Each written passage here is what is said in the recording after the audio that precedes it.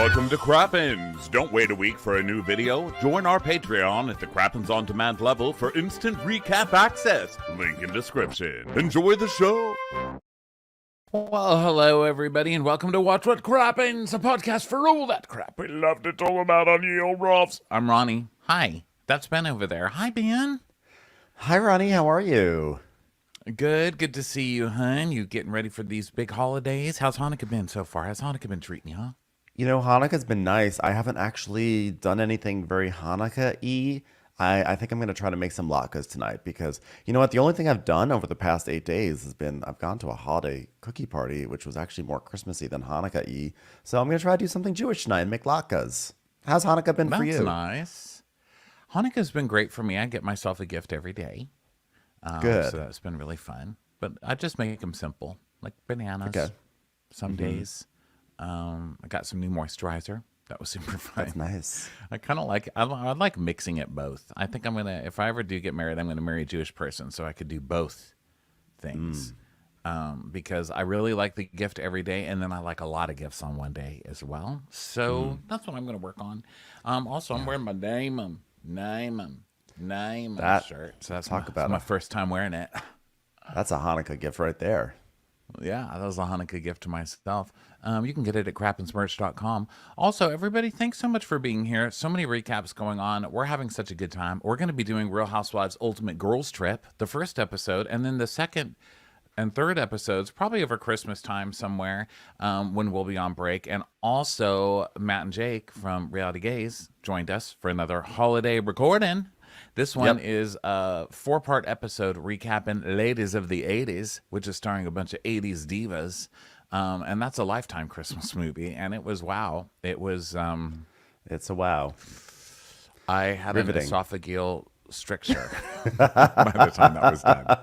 My throat started to close up by the time that was done. It is. We've gone on record, or at least I've gone on record to say it is the worst Christmas movie that we've covered on the show. Actually, it might be the worst Christmas movie I've ever seen. I might give it that honor. It may be a globally bad movie. That's huge. That is huge. Guys, yes, we've seen a lot of doozies here. Wow. Listen, I've seen a wide variety of Christmas movies. What's wrong, Ronnie? I've been thinking about. So I'm trying to get this magnetic thing to charge my phone, and I can never put it on the magnet, right? I'm an idiot. Okay. But I'm a single person living alone. Well, I mean, I live with my dog. But I feel so weird, like, putting on a fire and then watching Christmas movies. Is that weird? Do people, is that like, I feel like it's like drinking alone. You know how when you're drinking at home alone, you're an alcoholic? Sorry, Sutton. Yeah. Isn't it sad is it sad when you're watching Christmas movies at home alone?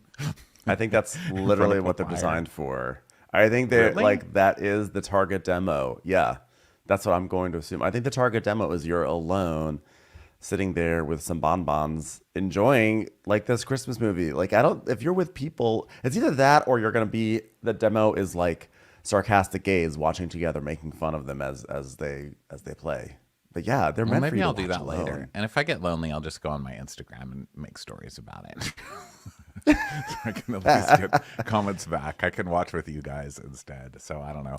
Anyway, we also did a Vanderpump Rules breakdown, trailer trash, as we call them. That is on our Patreon. It's also available as a video, as is this, on Crappens On Demand. So hi, everybody. Thanks for the support. Okay, so let's get into it. Today is Real Housewives of Beverly Hills. Very huge episode because it's an esophagus fight. And listen, I love a good esophagus fight. I hope that Erica makes a joke about deep throating. I just don't see it happening, but probably I believe not. in you, Erica. It's not really her brand, but we'll see. We'll see what happens when that proverbial elevator door opens up and who's inside. Okay, so let's go. So here we go. Mauricio and Kyle, and Kyle's $19 million purse are in this scene. Yes. This is, did you notice Kyle had her purse like sitting right on her shoulder in this fucking Kyle, man? It was like color coded. Oh, we're supposed to be nice to Kyle today. Yeah, it was. Well, it was I am going to be nice to Kyle today. During that part, but not during this part. Yeah, not during this part. We're not there yet. We're not there yet. And honestly, by the way, I just want to point out the music was so intense during this, like previously on. And it's so funny how music changes the tone because like the music was like dun dun dun dun dun dun dun dun dun dun dun. And I was like angry already. I was like, I can't believe what's happening on this show. And I was like, wait, like literally nothing has happened. Like the dog is lying on the floor, but the music was so intense that I was immediately shifted by it. Like those videos where they just put horror movies over like innocent videos. Yeah. Like Peter Gabriel, Salisbury Hill. They're like, The Shining was just a coming of age movie. Yeah. Another thing about the music, guys, listen, I know Trixie Monacle is not an easy artist to deal with. We all know it. She's got drug issues. She's got alcohol issues. She still wants to smoke inside.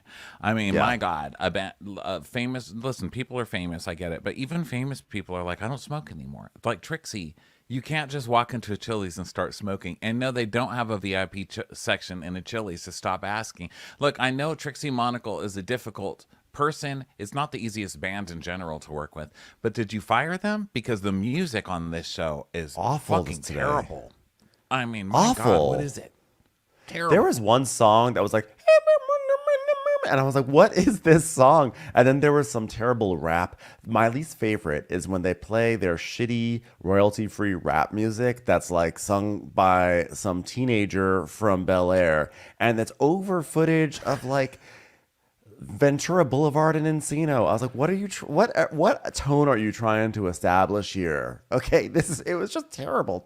Get back, Trixie. Also, she knows what she's doing. You know, we are going to, talk about microaggressions a little bit today, class. So thanks for coming. We are? That'll be later. But also, well, yeah, I mean, a little. But also, I feel like whoever's doing the music currently, not Trixie, whoever this new person is, has some microaggressions going on.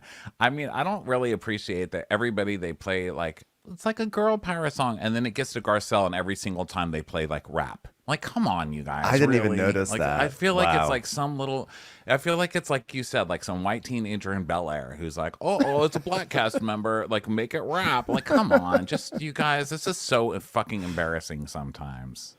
Can we just get back to some Alan Lazar? Can we get back to some Alan Lazar synthesized violins? Thank you. I need my Can we get back to Tea Party music? Yeah, what was it? It's like, Kyle is upset when the doorbell rings, and then you listen to it. It's like dun dun dun dun dun dun dun dun dun dun dun dun dun dun dun. Yeah, he really has some great bangers there. You know, like he really created like the building blocks of the Beverly Hills sound, and I feel like the fact that they're now dipping into like the songs that couldn't even make it onto Selling Sunset is like, it's just like, that's just so beneath the show, you know? I know. Trixie is booked on so many other shows now that Bravo's like, we're not paying her, you know? This is what happens. You know, this is the reality reckoning. You don't pay Trixie what she's worth, she's out of there. Maybe that's what happened. Maybe we can just make it that Trixie got better offers and she's booked and busy instead of everybody banning Trixie because she won't stop smoking in a Chili's. I mean, how does this show turns back on such bangers as Bel Air Tea Party? You know, here I can press play because. Oh, is it not going to work, Alan Lazar? Your website doesn't even work right now. That is a fucking shame. Because I was don't say anything bad about Alan Lazar. But his website isn't working, and I'm trying to play his beautiful music. Oh my gosh! What about if I try to play "I Love Shopping"? Come on, play "I Love." Come on, Alan Lazar. All his songs are not playing. I think his player is broken. Jiggy Alan, versus come Kingsley, on, bro. Invasive Illness, The Gospel of Shopping. These are all wonderful songs. Come on, bro. Alan, come on. Your music. Maybe I should try it in a different browser. Well, I can hear it on mine. You can? Yeah, but I can't. I don't have this set. Oh my God! Now it won't stop playing. Dun dun dun dun dun dun dun dun dun. I feel really left out that mine's not working. That one was called, just in case you guys couldn't hear it, but I hope you heard it in your head, and I hope you heard my because there's a lot of those. I forgot about that. And then the violin, do do do do do do do, bring, do do do do do do do, bring, and that one's called "I Wonder About Yolanda." I wonder wonder about Oh, that's a Yolanda. classic. I wonder about Yolanda. I feel like we played that before. Oh, here we go. Here we go. This is I Love Shopping. It's a classic. I can't hear it. Oh, yeah. So now you can't hear it, but I can hear it. Okay, you know what? God I'm just damn it. stopping this Okay, let's just multimedia stop. experience. Let's just stop. Okay, we will Let's come just back to stop. Alan Lazar next week, though. We're going to stop this because we're making people crazy. But we will get back to Alan Lazar next week because you know what? He deserves some celebration. God damn it. Oh, he 100% does. He's a wonderful artist, a wonderful American artist, and he should be having a retrospective at the Hollywood Bowl. How about that? Yeah. Okay, so let's start the show, shall we? It is Christmas by the time we start this recap. Okay, so Mauricio and Kyle are talking, and Kyle's like, "Are you jet lagged?" Because Mauricio travels all the time now. Does not have any time for Kyle because there is an agency open on every fucking block in this country. Okay? Not even farther beyond this country, in the world, there's like an agency. If you go swimming in an ocean, let's say off the coast of Portugal, you're going to find an agency. I don't know if it's a fish carrying an A on its head. You're going to find an agency no matter where you go. There's one on the fucking moon at this point, okay? They're everywhere. Literally, it's like SpongeBob is wearing a little agency cap these days. Like they're like, it's everywhere. It's also, invasive. I made the mistake, because I'd love to just go on Realtor.com and look at houses and pretend I'm house shopping literally every day for the past 10 years I've been doing it. So I do that still. And I made the mistake. I was falling asleep in bed. And sometimes you push things on accident. I pushed the contact button. Oh my God. I guess I didn't even have to do the, are you sure you want to press or whatever, because I started just getting ring, ring, ring. And I started getting a call from these people from the agency. Those are the most aggressive fucking people at that place. And one of them called, and he had a baby screaming in the background. He was it sounded like he was opening a sandwich while he was talking. It was like, it's like I was like, no, I accidentally pressed the button. I don't need you. I'm sorry. And a baby screaming, and he's like, and getting all bitchy with me on the phone. I was like, listen here, agency. Okay, don't fuck with me. You're already everywhere. Don't make me try and just stomp you out. I don't need to feel bitterness towards the agency when it's on every corner. It sounds like a real grind over there. It's like Glenn Mauricio, Glenn Ross, like everyone's working to get that Cadillac or whatever they were vying for. Glenn Ross. Glenn Ross. Glenn always be opening up the agency. they don't even want Coffee to is sell for anything. closers, all right? That's all. Yeah, it's for closers and yeah. Come on, love bean. Love beans are for closers, okay? Okay. Always be So love bean. Kyle. So he's like, yeah, I feel fine. Like, how was the dinner here the other night? It's like, ridiculous. It was literally ridiculous. You would not believe it. And so we see flashbacks of the dinner party with Sutton lighting a joint at the table and Denise confronting Erica and Sutton saying, Kyle, what do you want to lose a third sister? You've already lost 2 other sisters. Yeah, and then Kyle does the classic Kyle thing where she goes, I don't even know how this whole thing started, which is You, Kyle. funny. It was you. I'm just gonna sneeze off mic here for a second because I'm Are you allergic to allergic Kyle's to me bullshit. interrupting you now? You're going to No, be I'm very allergic to full Kyle. of snot by the end of No, this. it's not you. I started to say that line, and I was like, when Kyle, I was like, oh dear God, Ben, get through the sentence before you sneeze. See, and now it's gone. I talked it out of existence. I talked it out of let you existence. out and finish the sentence. That's how, I would have that's how we sneezed. roll. So Kyle's like, I tried to sneeze on silent, much like my Alan Lazar music. So Kyle's like, there have been like a lot of rumors on the internet. So I'm like talking to Sutton, and she kept pushing like there was something I was being secretive about. It's almost like because I was being secretive, she thought that I had something to be secretive about. So then we see a flashback at again, the music's very intense. It's very serious. And all the flashbacks are very serious. It's like Garcelle saying like, what about the wedding band? And all that stuff. And Kyle's like, I mean, everybody at the fucking table obviously thinks something now. Which, by the way, did not make her happier.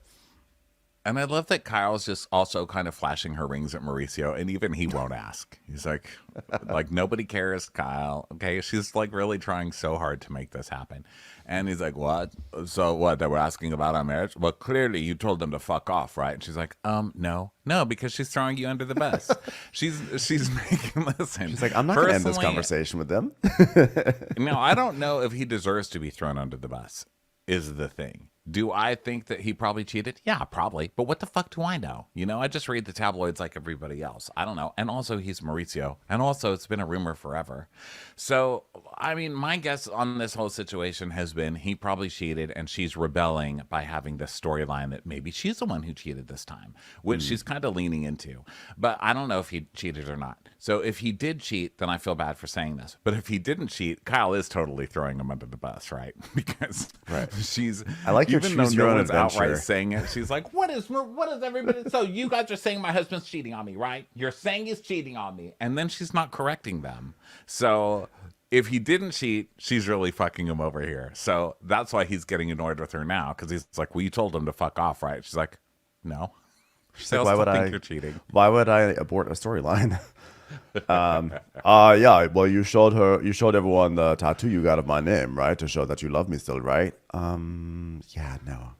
So then we see Mauricio saying like, well, why wouldn't you tell him to fuck off? I mean, I think that's just like fucking mean. I mean, like it just causes more problems, more rumors, more bullshit. The agency. Sorry, I just wanted to promote my agency. Just wanted to throw in a little promotion there. And then Kyle actually has the nerve to go, why would anyone be attacking anyone on the marriage? Like, I wouldn't be surprised. I shouldn't be surprised, but here I am. So you've seen that clip that's been going around of the Kyle hypocrite clip where she's basically, who was she talking about?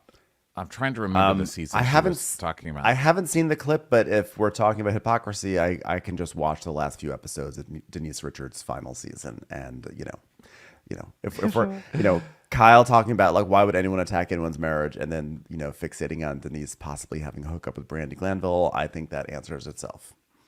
Well, it's a clip of Kyle being like, well, I don't understand why you wouldn't talk about your divorce in this group. I mean,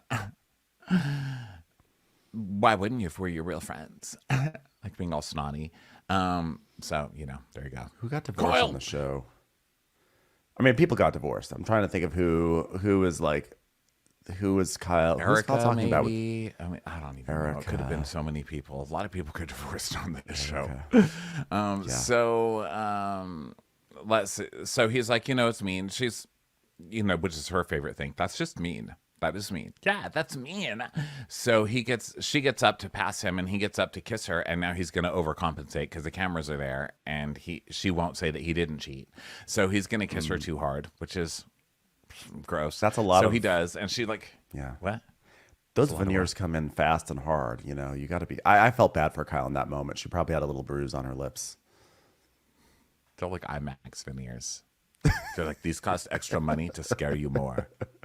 Experience my kiss even harder than ever. It's like being attacked by closet doors. So closet doors are out to get me. His veneers are like those big. I'm looking at his veneers right now. I would show people, except it's messy over there. But like I'm looking at Mauricio's veneers, the wall of white doors that slide left and right. Yeah, closet doors are fucking evil. So she's like, don't kiss me like that. And he goes, I can kiss you however I want. And which actually, no, you can't. Stop being gross, Mauricio, okay? The season is already about you kind of maybe cheating. And you're also having every single scene with your wife inside your office with your fucking boxing glove things just stop, Mauricio. Branded agency basketballs. You're losing the season. Yes. I mean, I don't know. I personally, when he said that, I sort of thought he was being jokey. I didn't really take it as a serious, like, sleeping with the enemy moment. But then we go over to I Sutton. didn't either. Him saying I can kiss you however you want. No, I'm just like caught up between, in a weird way, standing up for Kyle because I'm anti him if he cheated, but then I'm kind of on his side if he didn't cheat. I just don't know where I'm at right now. No, you're in You're in a choose your own adventure book. You're in your choose your own adventure book. You don't know whether to turn to page 33 or 47. Yeah. And I figure when in doubt, you could give everybody the benefit of the doubt, or you could just give everybody the benefit of being wrong. And that's what I do. I feel like it's easier. I feel like people are more dependable when you just assume they're all full of shit. Merry Christmas, everyone. So, happy Hanukkah. Speaking of issues leaking through, here's Sutton. So Sutton arrives at her store. It's ready for her big 4-year anniversary event, and she walks in with Avi. I love Avi. Just want to say once again, I love Avi. He's such a little ass kisser, this Avi guy. That's why I hope him. that he's taking notes and he's ready to just take Sutton down at some point. That's what I need to see. I need to see a Cedric turn where Avi's like, ha ha. He ends up talking like this. It's like, ha ha. That entire time I was writing a book about the Housewives. Oh, he's going to be like Will Smith's former assistant. You saw that thing that happened a few weeks ago where Will Smith's assistant went on like a talk show and was like, I caught Will Smith having sex with Dwayne Martin or whatever. That's what Avi... Which, by the way, that rumor is like, yeah. Well, but by the way, that rumor is like 20 years old. I'm sorry. Even I knew about that. Even I. And I'm not connected to, celebrity gossip on that level. Who's Dwayne Martin? He is like a sitcom actor. Oh my gosh. For years there was a rumor that they were like a secret item. I mean, it's a rumor. Allegedly. I mistyped and wrote Swain Martin, and it's this like teenage pilot.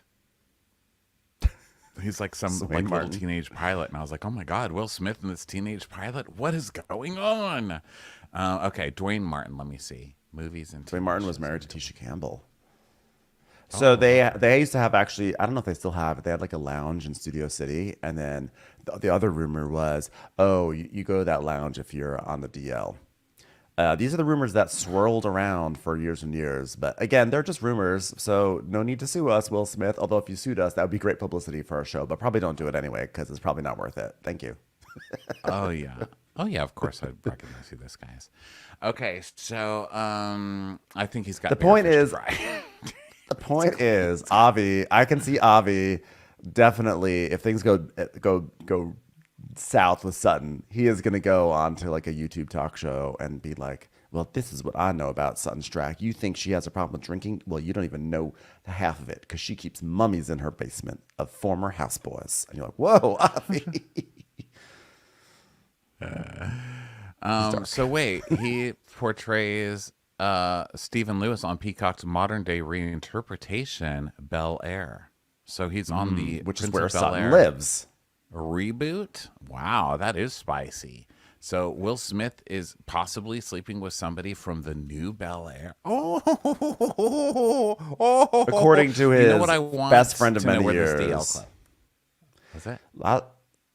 I said it. This is according to his best friend of many years / assistant or whatever. The DL Club, I forgot what it was called, but it was right there, sort of close to Universal City. I forget what the club was called.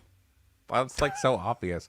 Why would you have a DL club close to the place where the most tourists go with cameras? I mean, that's just not good thinking. They're like, okay, everyone who's on the DL, meet behind the Jaws exhibit. Park in Jurassic Parking. Take the escalator down to Ventura Boulevard. Make a right. If you've gone to if you approach Paquito Mas, you've walked too far. Back alley, there's a club. There's a glory hole behind Jaws.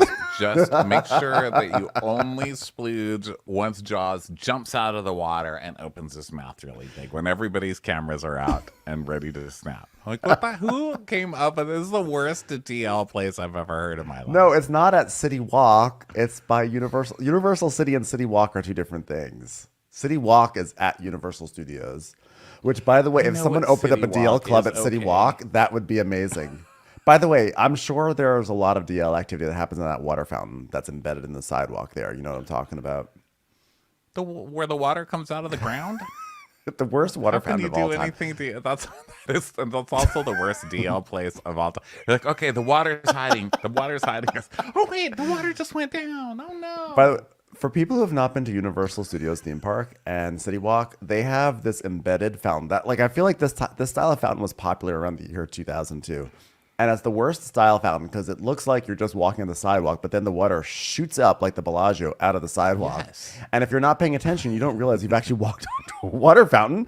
And all of a sudden, you've got water fountain up in your business. It's actually a DL water fountain. Can you It's like- imagine trying to hide a blowjob behind one of those? It's like you just have to keep jumping. God, the City Walk It's a is just DL water fountain. heinous. It's like I'm a water fountain. Yes, no, I'm not a water fountain. No, I'm not. I'm just a It's sidewalk. like, I'm a sidewalk. Just a I'm a sidewalk, sidewalk. everybody. I'm totally a sidewalk, no one's guys. looking. Yes. Yes. Let it out. No, that wasn't me. Nope. No, I've got a wife and I kids, don't and know they're what you all heard. sidewalks. I'm a sidewalk, and I'm married to a sidewalk. What are you talking about? I'm not wet.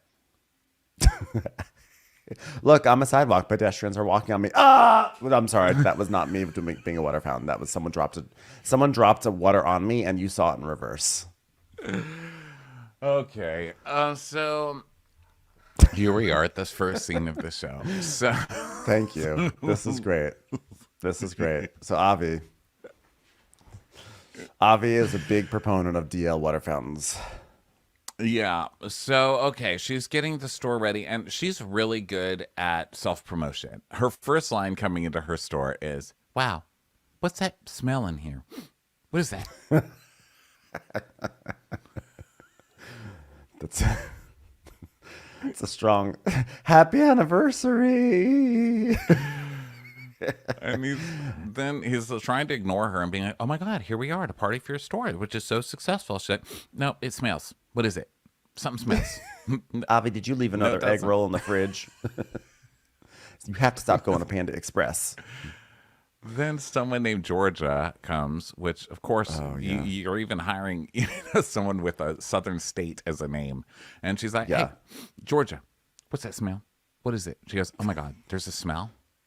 Yes, there's a smell. It smells like sewage. Oh my God, Simon. Georgia, Jesus whoever Christ. denied it, supplied it. Hate to break it to you, I think we all know Georgia had a little. She had a little bit of a just dinner came from last that night. water fountain. Georgia. Sloppy ass Georgia. Georgia got an unexpected enema from that water fountain. And it's been wreaking havoc ever since. So now So a party Sutton's like- planner comes, and I just want to say Sutton's not very economical. Okay, she talks a lot about like, "Oh, my store is making it on its own this year. It's so finally we have learned how to budget." You have not learned how to budget shit. You've got like 10 employees there. What is your store like? It's the size of like a sunglass kiosk at the mall. How many employees do you need? Get some fucking sushi from down the street at the Ralph's and put it out there. But no one can even fit in this thing. There's a Salt and Straw 2 steps away from your place. Go get some scoops.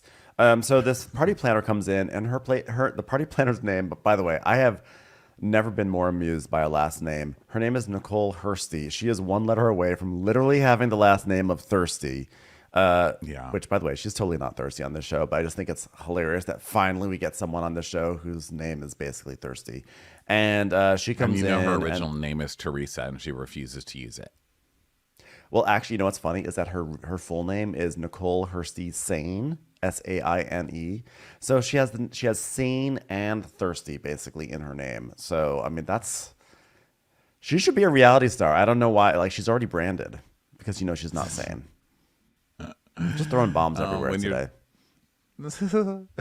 So then Sutton's like, "Wow, you know what? Here we are. I dreamt of having a store for 10 years, and I got a store 4 years ago, and we loved it. It was so pretty, and in 4 years, we're still here, and people they didn't believe in me, and I want to celebrate that.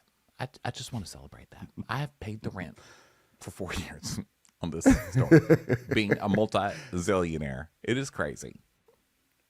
Yeah, I mean, it is impressive that she stayed open through the pandemic, but also she's getting $300,000 a month, so probably not too much of an issue. So, and she And goes, that said, listen, that's still her money. Like, you still earn that money. Like, the producers tried to shame her because she's like, and I've done it without anybody else's money. And they were like, did you use your divorce money? She goes, yeah, of course. And they kind of try and shame her. Listen, if you marry somebody, like they got married in college, she worked with his ass. She raised those kids. I mean, that's her money. I don't think she should be looked down upon it. I just think it's funny when you have like $1 zillion. You're like, it is amazing. I am still open. Well, I mean, yeah, but you know what? You're rich. This shop is like my esophagus, still open. So she says, I thought Barely. this is It's struggling, and don't try and ask it to take in an entire piece of pizza, but it's here. It's still here. And I am here. So she says, I thought this is the sort of sweet little thing that I'm going to do. And all of a sudden it became like a business. And then it became a bigger business. And now I have a second business that I'm pairing on top of the first business. And everything has happened quickly and it's getting bigger and bigger and bigger.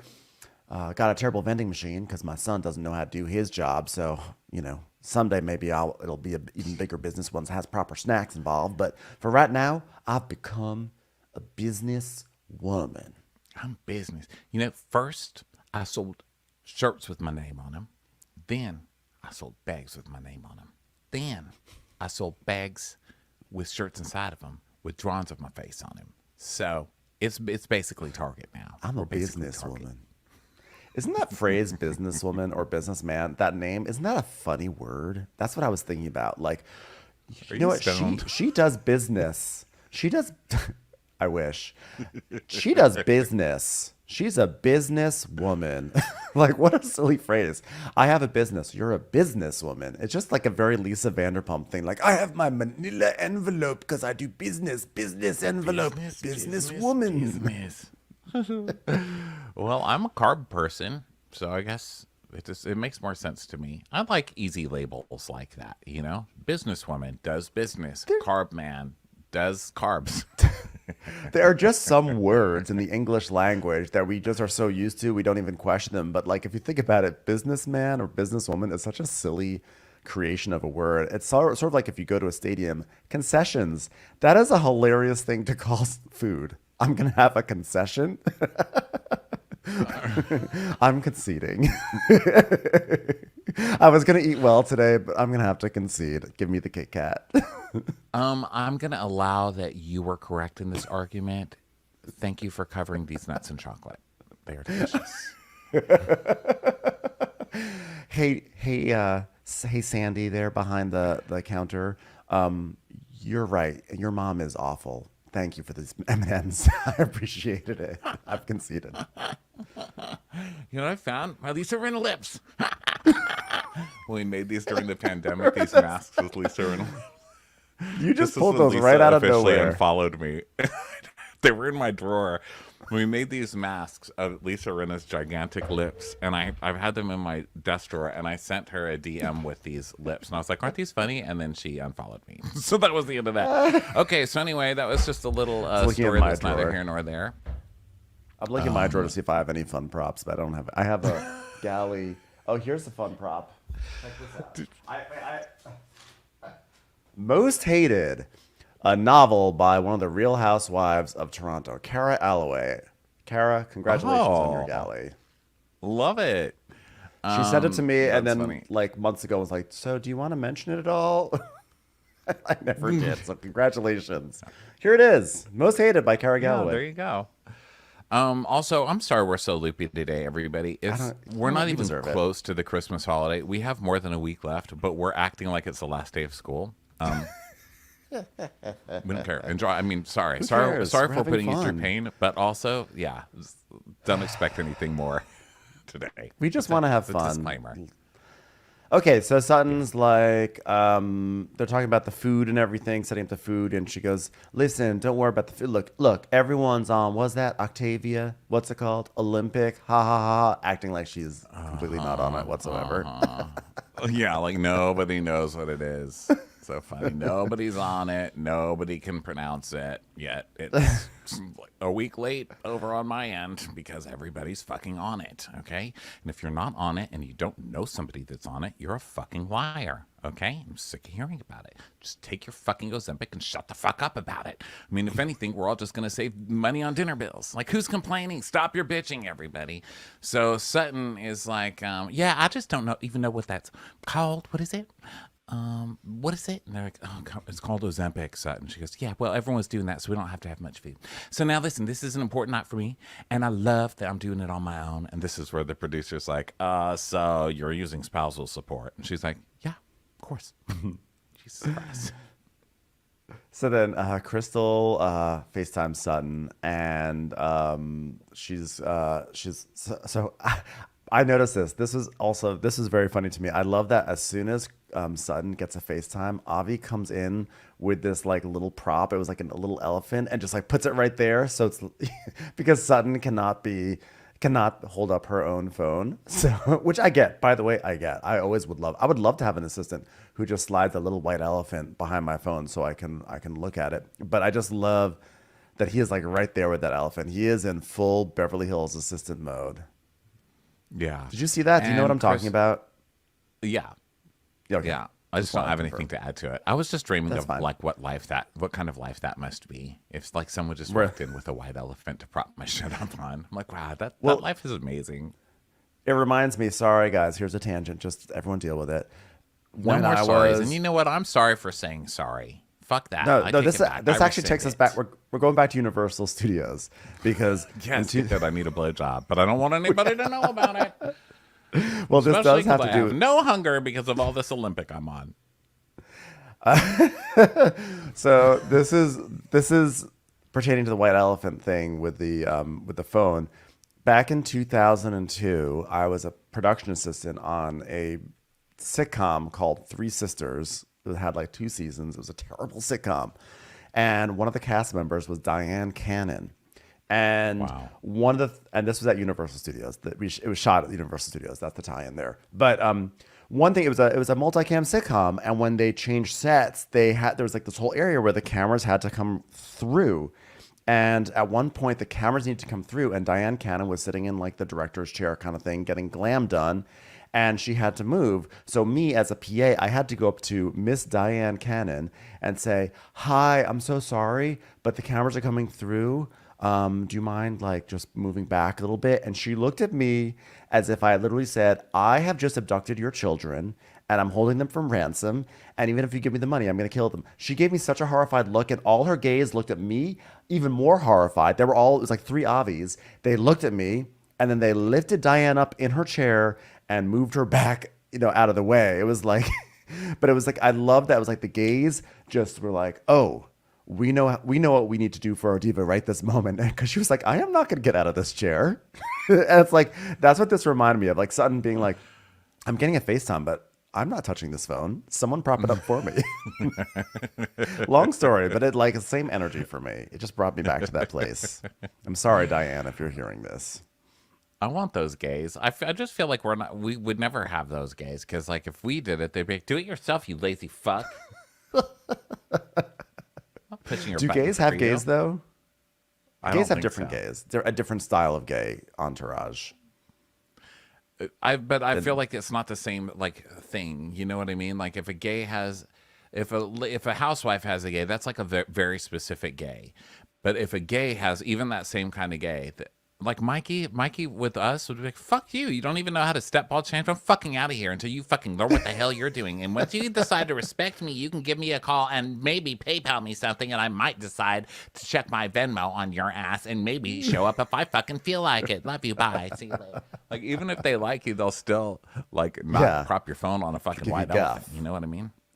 Yeah, but if you're like a diva, then the gays just will literally tumble and do everything for you, including prop up your phone because you can't do it yourself. Yeah. Okay. So Crystal's like, oh, hi. And she goes, oh my God, what's wrong with you? She's like, I'm just tired. Jesus. Crystal giving need to go to urgent care energy. So This is so rude. Like, who says that? This is why I don't even use FaceTime. I don't want people like judging me every damn time I pick up the phone. Who looks good every time they pick up the phone? They're like, you are on television, ma'am. So Crystal's asking about the event. Is everyone still invited? Is Kyle gonna come? And Sutton's like, I mean, I don't want her to come if we're gonna fight, but I'm not playing around. I employ people and I run a business, and it is important. And to hear Kyle making these accusations about like drinking is so ridiculous. And then when you told me that it's not just Kyle, it's also Dorit, that pisses me off. I was so mad I had to have 3 cocktails this morning. Furious. And then we cut to the. I mean, I've had a gallon to get over this. Okay, you know, the only person that would really listen to me talk about this is my good friend Belvedere, Mr. Belvedere. Very. I'm sorry. What were we talking about? He does have streaks on the china. I'll tell you that much. So we get a flashback to Dorit and Kyle talking to Crystal about Sutton drinking. And Dorit's like, well, Sutton is a drinker. And Kyle's like, yeah. And you know what? Vodka can make people mean. I know that much.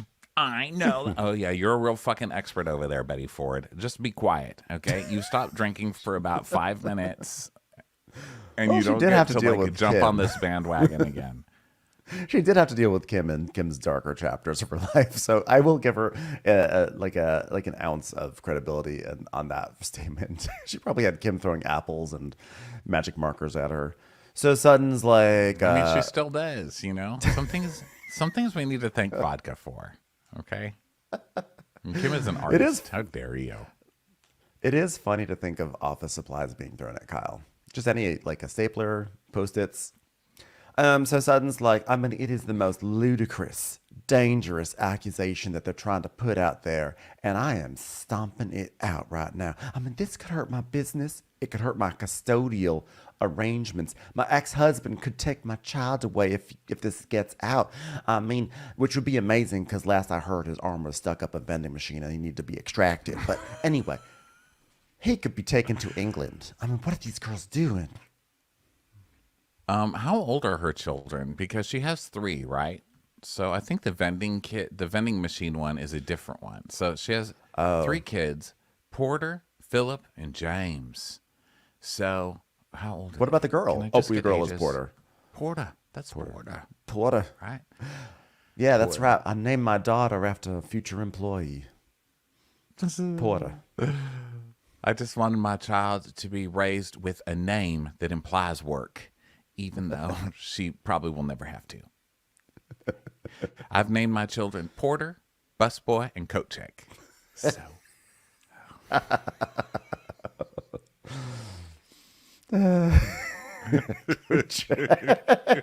Kochek actually sounds like a Southern name. You know, like Brick. Like, oh, here's my son Brick, and here's my son Kochek. Okay, I'm not sure about Kochek. He's like, known to run around fountains at Universal City. Anyway, go on, Ron.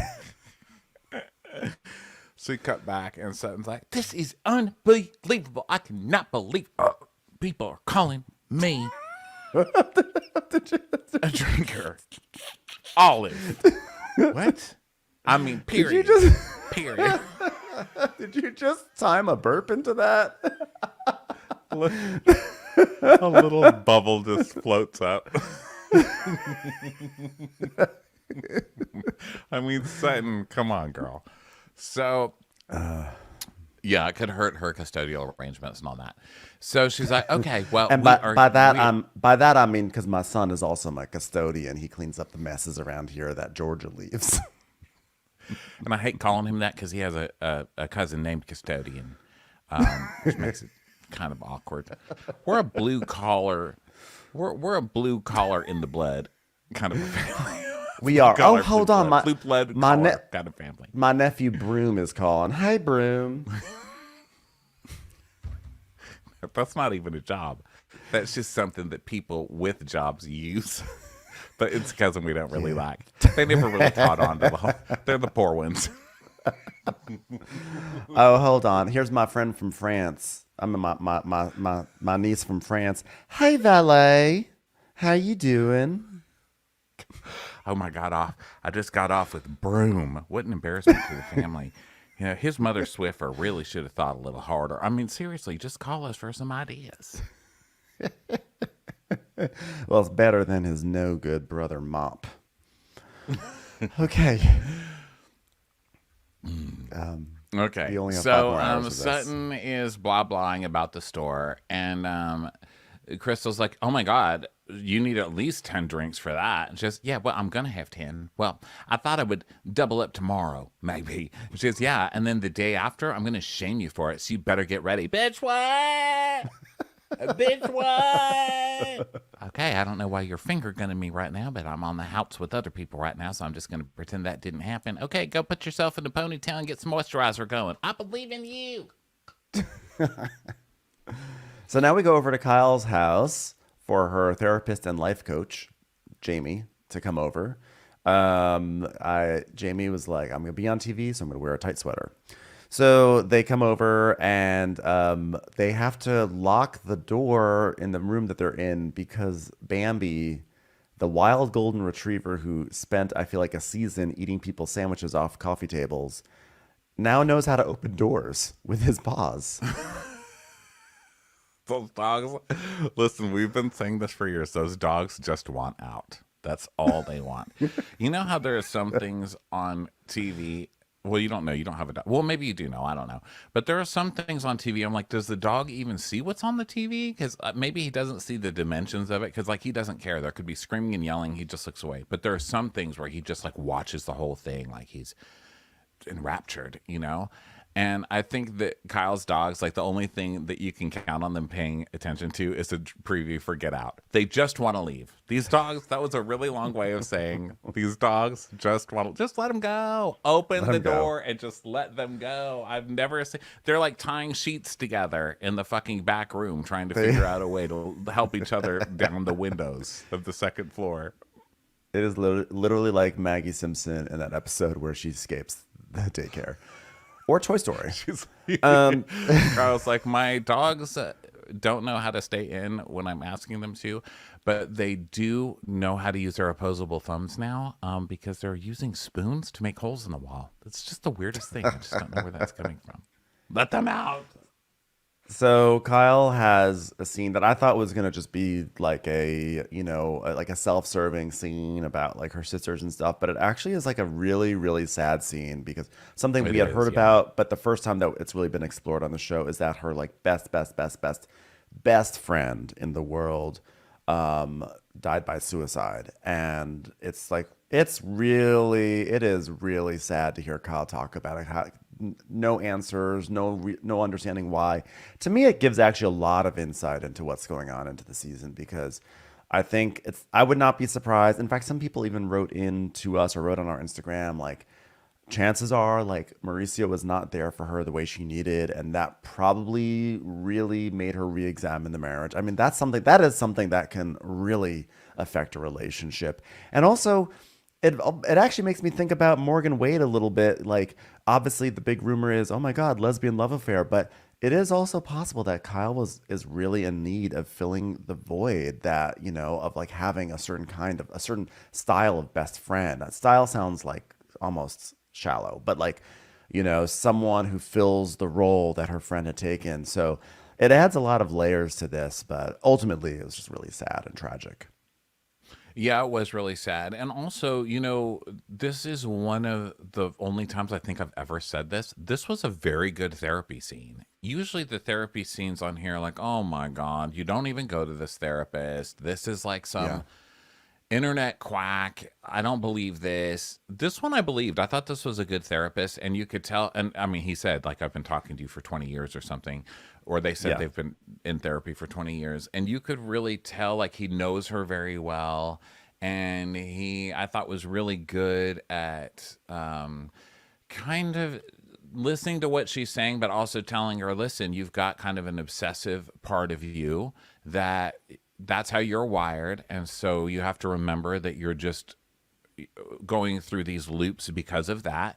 Right. But also, even if this is what your sisters or these other people are doing to you, it's still your decision ultimately on how, I mean, I don't know. It was just very good therapy. As someone who needs it Yeah. and has used it quite a bit, I thought it was good. It didn't come off as like useless, shitty therapy, like reality show therapy to me. So it was good. It was It an seemed pretty interesting good. I scene. was And obviously we're not going to Yeah. like rag on Kyle during this scene. Like we wouldn't. No, There's of course nothing to not. rag on, No. really.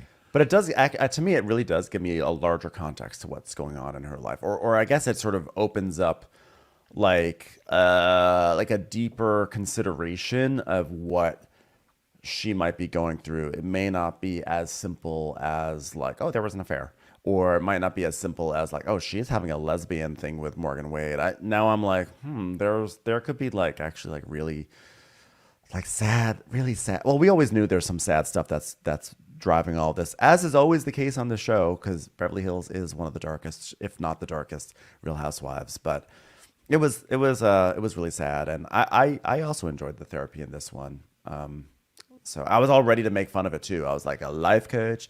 I was like, Kyle, you're rich. You can get like an actual therapist, not a life coach. But it was pretty good. Yeah. Let's go on to something more entertaining. Garcelle and her son. Oh my God. The scene that we always look forward to every episode. Yes. So in this one, we get to meet Ashlyn.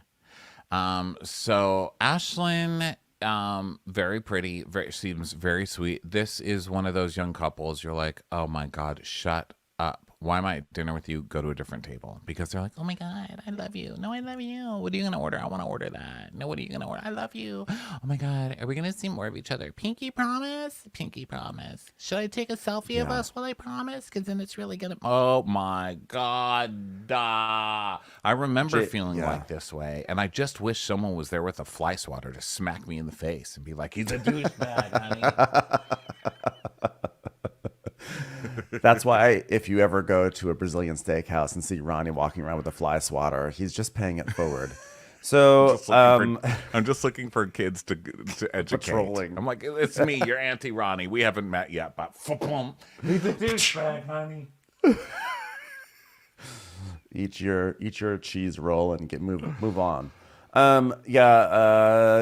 Jade tells a story, is talking about how apparently he like talks on the phone with her like late at night, and then sometimes she's like asleep, but he still stays on. And then she's like, well, if that happens, you've got to hang up. And he's like, but what if you wake up again? Which in some way was very cute, but also like maybe not the most compelling television. So the point is that well, it's also like, love. listen, this is scary, okay? Like it's like cute when you're in love with the person, but when you're trying to break up with them, it's not cute. It's like, what if you change your mind when you're waking up? So I mean, but you know, sweet kids. Garcelle's done a good job with her kids. I think they seem like two really smart and lovely boys. And wish them all the luck. Don't necessarily need as many updates on them, but you know, happy that they're doing well. So, well, it is a Real Housewives show, you know, and it's funny because we're like just two gay guys. We just want to see like divas going to battle, and it's so funny that every time a real scene comes on, we're like, oh my God, no one watches it for this. When of course the target audience probably does watch it for this, you know. But we're like, oh my God, we got it. You had a baby. Like, yeah, but honestly, yes, because okay, here's what I want from my Housewives scenes. I want them either together gossiping. I want them at a party confronting each other about something stupid. I want them being tone deaf somewhere. I love when they're tone deaf. I don't care what people say. I love a tone deaf housewife because then we all laugh at them. That's the whole point. I also like when they interact with their parents. And, you know, so that's why Salt Lake City is so good for me, because it's mainly just that. Fights in Sprinter vans, baseless accusations, Linda, you know, that's what I like. I don't need to see the teens. I don't need to see the teens and the tweens and the babies. Yeah. So then we go to what else? Yeah. I mean, I was just like, well, okay, this scene, but you know, it was cute. And Garcelle is such a mom with a son who's got a girlfriend where she's like, oh, aren't you sweet, Ashlyn? Wow, Ashlyn, aren't you sweet? And she goes, you know, Ashlyn, The other night I wanted to watch a movie with my son, and fortunately he couldn't because he wanted to watch you sleep. And she's like, oh my God, honey, like you have to watch a movie with your mom. And she doesn't even look at her and she goes, that's why I like you, Ashlyn. That's why I like you. It's like, yeah, Pinky promise you're going to watch a movie with your mom? Pinky promise? And Garcelle's like, aren't you sweet? Now he has to get fucking permission from this little girl to watch a movie with his mother. Yeah, things are not going to last very long between Ashlyn and Garcelle. Garcelle's going to be like, get out of my house. So then we go over to Anne Marie in her kitchen. This is like getting to learn about Anne Marie's family. And I will give a pass because we need to learn about her family. So we'll see her children. It's fine. But one thing I was surprised about was like she's serving her kids like waffles and pancakes, but they all want Frosted Flakes instead. And I'm like, you're choosing, I mean, Frosted Flakes are delicious, but you're choosing that over waffles and pancakes? To me, there's some problems. There's some problems here. The value system is all turned around. Well, my thing is Anne Marie's gotten on my nerves a little so far just because she's so far up Kyle's ass that it's really hard to watch because she's basically just coming in to do Kyle's dirty work is what it seems like so far. So I don't really like her. But I will say this scene turned me a little because I love the options in her home. Waffles, I know. Pancakes, Frosted Flakes. I was like, this sounds like heaven. Like I was actually checking my pulse. I was like, have I had a heart attack? Am I still on this earth? And I was like, how is she doing this? And also I was like, and then it seemed like in the end they got all three. And I was like, what? How is this? This has to be performative. Okay, this has to be. This is ridiculous. And then we meet her husband, Marcellus, who's doing the Tony the Tiger. They're great. And she tells us about how they've been married 9 years. And she's like, when Marcellus and I first met, there was like a lot of women going after him. But from day one, like he just owned our relationship. And that's just been it. And, you know, he told me the first night I was going to be his wife. And he just acted accordingly every step of the way. So I guess I won. Sure did. Hey, just don't read any headlines. Don't read any headlines, okay? But yeah, you won. Then yeah, exactly. And then we get to this part, okay? Because she's like, look at me, I won, the best man in the world. And then literally her next line is, yeah, Marcellus, he's always telling me the reason he fell in love with me is because he's like, you're an 8.5 at everything. He's like, you're not a 10 in looks, you're not a 10 as an athlete, and you're not a 10 in brains. But you are an 8.5 at everything you do. And like, you know, not a lot of people can say that. Okay, fuck off. Listen, I don't need you to actually think I'm a 10 at everything, but I need you to fucking tell me I'm a 10 at everything. Tell me. Who marries an honest person? Get the fuck out of my car and stop calling me your fucking wife. Get out. Go. Walk. He basically called her Mario, right? Like, you know, when you play Super Mario Brothers, you know, like Princess Peach, she floats. Luigi jumps really fast. Toad picks up everything fast. But Mario is like the most boring Toad one. He does like kill. There's one that can't die, or the little purple one with the stitched eyes. What's that one called? It's for babies. I believe that's like called when the baby Nightmare plays it. Fuel. The little one with stitched eyes. Yeah, it's a little purple bunny thing. Yeah, I was going back to Super Mario Brothers 2, old school style. Oh, but, okay, go ahead. I know what you're talking playing. about. I know what you're talking about, though. Either way, the point is that Mario has no special abilities, but can do everything kind of well, but doesn't excel in anything. So he's always like the least interesting one to choose. And he basically just called her Mario. Like you don't excel at anything, but you're a solid 8.5 with everything else. So enjoy that. Yeah, I mean that's like a divorce time. Bye. Who says that? Wow, great. What a good but not excellent job you've done, honey. Bye. Divorce. You're reliably. You know what I'm going to start calling you, honey? Toyota. You know, you're just reliable. You're going to last a long time. Mind if I start calling you Corolla? I would call you a Lexus, but I don't want you to get a big head. So let's just go RAV4. Let's just stick with it. No, RAV4 is really in demand. Let's do what about Camry? How if I just call you Cammy Camry? How about that? Cam. So then let's see. now they're getting kids. Oh, I don't know. So let's go. Let's leave this. Nothing. Okay, so now Erica's in her kitchen FaceTiming her mom, Renee, who is really growing on me. Mom, Renee. Yeah. I'm actually really liking her. I don't remember ever specifically not liking her. Maybe she just wasn't featured enough. But Erica's stories. Like one scene. I mean, the stories I kind of liked of Erica's when she was like, I remember being at the school play, performing up there, performing my little face off. I was doing the vagina monologues. I'll never forget it. And I looked out in the audience, and my mom was flipping me off with a martini in her hand, saying, fuck you, this kid can't even get her off the stage, or whatever the story was. And I was like, I kind of love the mom, but then we just saw the mom being kind of cold, and Erica being like, oh, I could never win the love of my mother, which is why I brought my private plane to visit her in a shitty little studio, or whatever it is.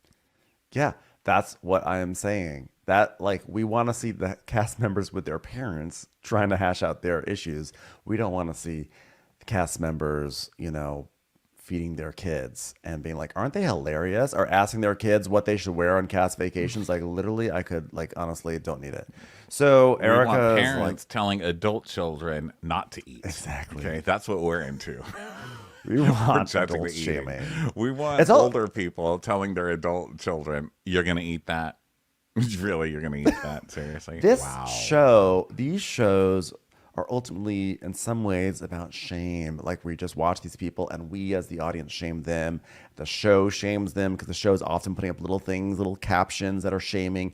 So when the parents get in on the fun, it's just all the richer for us. You know, like, that's the experience. But we don't want to see we don't need to see the adults feeding children. No one cares about that. So we know how the kids eat. We know how they get from point A to point B. So Erica's like, well, Mom, you know how in 5th grade I had to do a book report on a city, and I chose Las Vegas for whatever reason. A book report? What book was it? A book report? Did you... Photos? Did you... I had to do a book report on a city, so I chose Las Vegas. A, of course you did. B, Las Vegas is not a book. Did you read a book that took place in Las Vegas? Like, it's a pamphlet from Harrah's. Hey, Mom, remember in 5th grade when I had to do a book report and they said that Newark was already chosen, so I chose Vegas?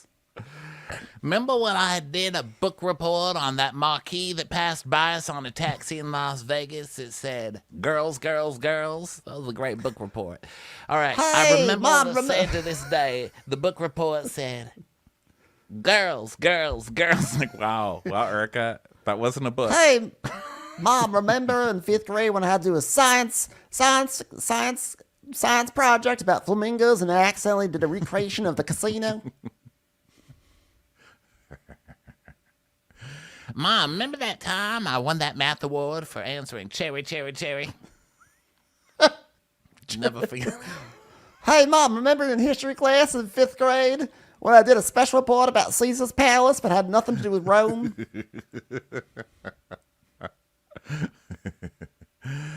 Okay, so she's like, yeah, Mom, well, after that book report, I grew up and I just signed my contract for my Las Vegas residence. So, yeah. The mom's like, oh, well, that's great, honey. So you bought a 1-bedroom in Vegas? No, residency means you sing at a place for a few times. Oh, that's great, honey. That's great. So you're moving in with the man who looks like Rush Limbaugh, who owns a casino? Now, I have a question. When you say residency, does that mean you got like a gig, or does that mean you're going to go stay at the Resident Inn for a little bit? I'm just want to get some clarification on this. Now, I say this like every week because this story never left me once I saw it. So I'm going to look it up because this is from the U.S. Sun. And you guys, wow, the Sun Pulitzer is Prize one of winning. the most reliable. You want to Love talk their about work. doing a book report on Vegas? It's the Sun. Their in-depth reporting is fantastic. Wait, is it from this? Let me see. Chatter recently swirled Erica was dating businessman and Las Vegas casino owner Michael Goguen, 80. She was also supposedly linked to controversial attorney Jim Wilkes, 71, but claimed those rumors were false. Now, this was back from the summertime when there was still a lot of gossip about Erica. But I just remember seeing this. Ben, you should Google him right now and just see him. Okay. All right. He's an American casino owner and operator in Las Goguen? Vegas who is the owner of South Point Hotel, Casino, and Spa. Okay, so let's see here. Michael Goguen. Yeah. American engineer and businessman. Is that the guy? I don't think it's an Sequoia engineer. Capital? It's Gaughan. Sorry, I guess I should have told you. Gaughn. A-N. This guy looks like he's selling chicken with a That's what I'm telling you. He looks he looks like a very Southern Rush Limbaugh. There's a picture of him in a yellow button-down shirt at a chair that's too tall for his desk. What? Are we sure? This cannot be true. She is not dating this man. Was a rumor. This was just a rumor. Okay. So I'm not saying it's true or not. It's just something I read back when it came out. And it has stuck with me ever since. And that's why I make a comment about it because won't it stick with this guy is going to stick with you. I'm telling you, you're never going to forget that face. He's like a very Southern, like Rush Limbaugh type. And it just cracks me up. Anyway, that's neither here nor there. It really has nothing to do with anything, but that's why I keep making that comment. So her mom's like, back to your book report on Rush Limbaugh in the Dukes of Hazzard. Well, guess what? Erica Jane is back, and she's bigger than ever before, and there's no way this time last year I could have ever imagined having a Las Vegas residency. Impossible. I was so not in that headspace. And then we see a montage of her crying and yet being mad, everything that we've known and loved from the past 2 years. And she says, you know what? It's nice to share good news for once instead of calling up feeling like you're never going to believe what happened again. And I plan on having a lot more good news. Yeah, and her mom's like, well, I was wondering if you were going to let me come. Thank you for inviting me, honey. But now listen, we know you have talent. Hold on. All right. Mom, that was mean. I'm sorry. I thought I pressed the mute button. Sorry about that. But now perseverance is another situation. All right. You needed this, Erica. And you deserve it.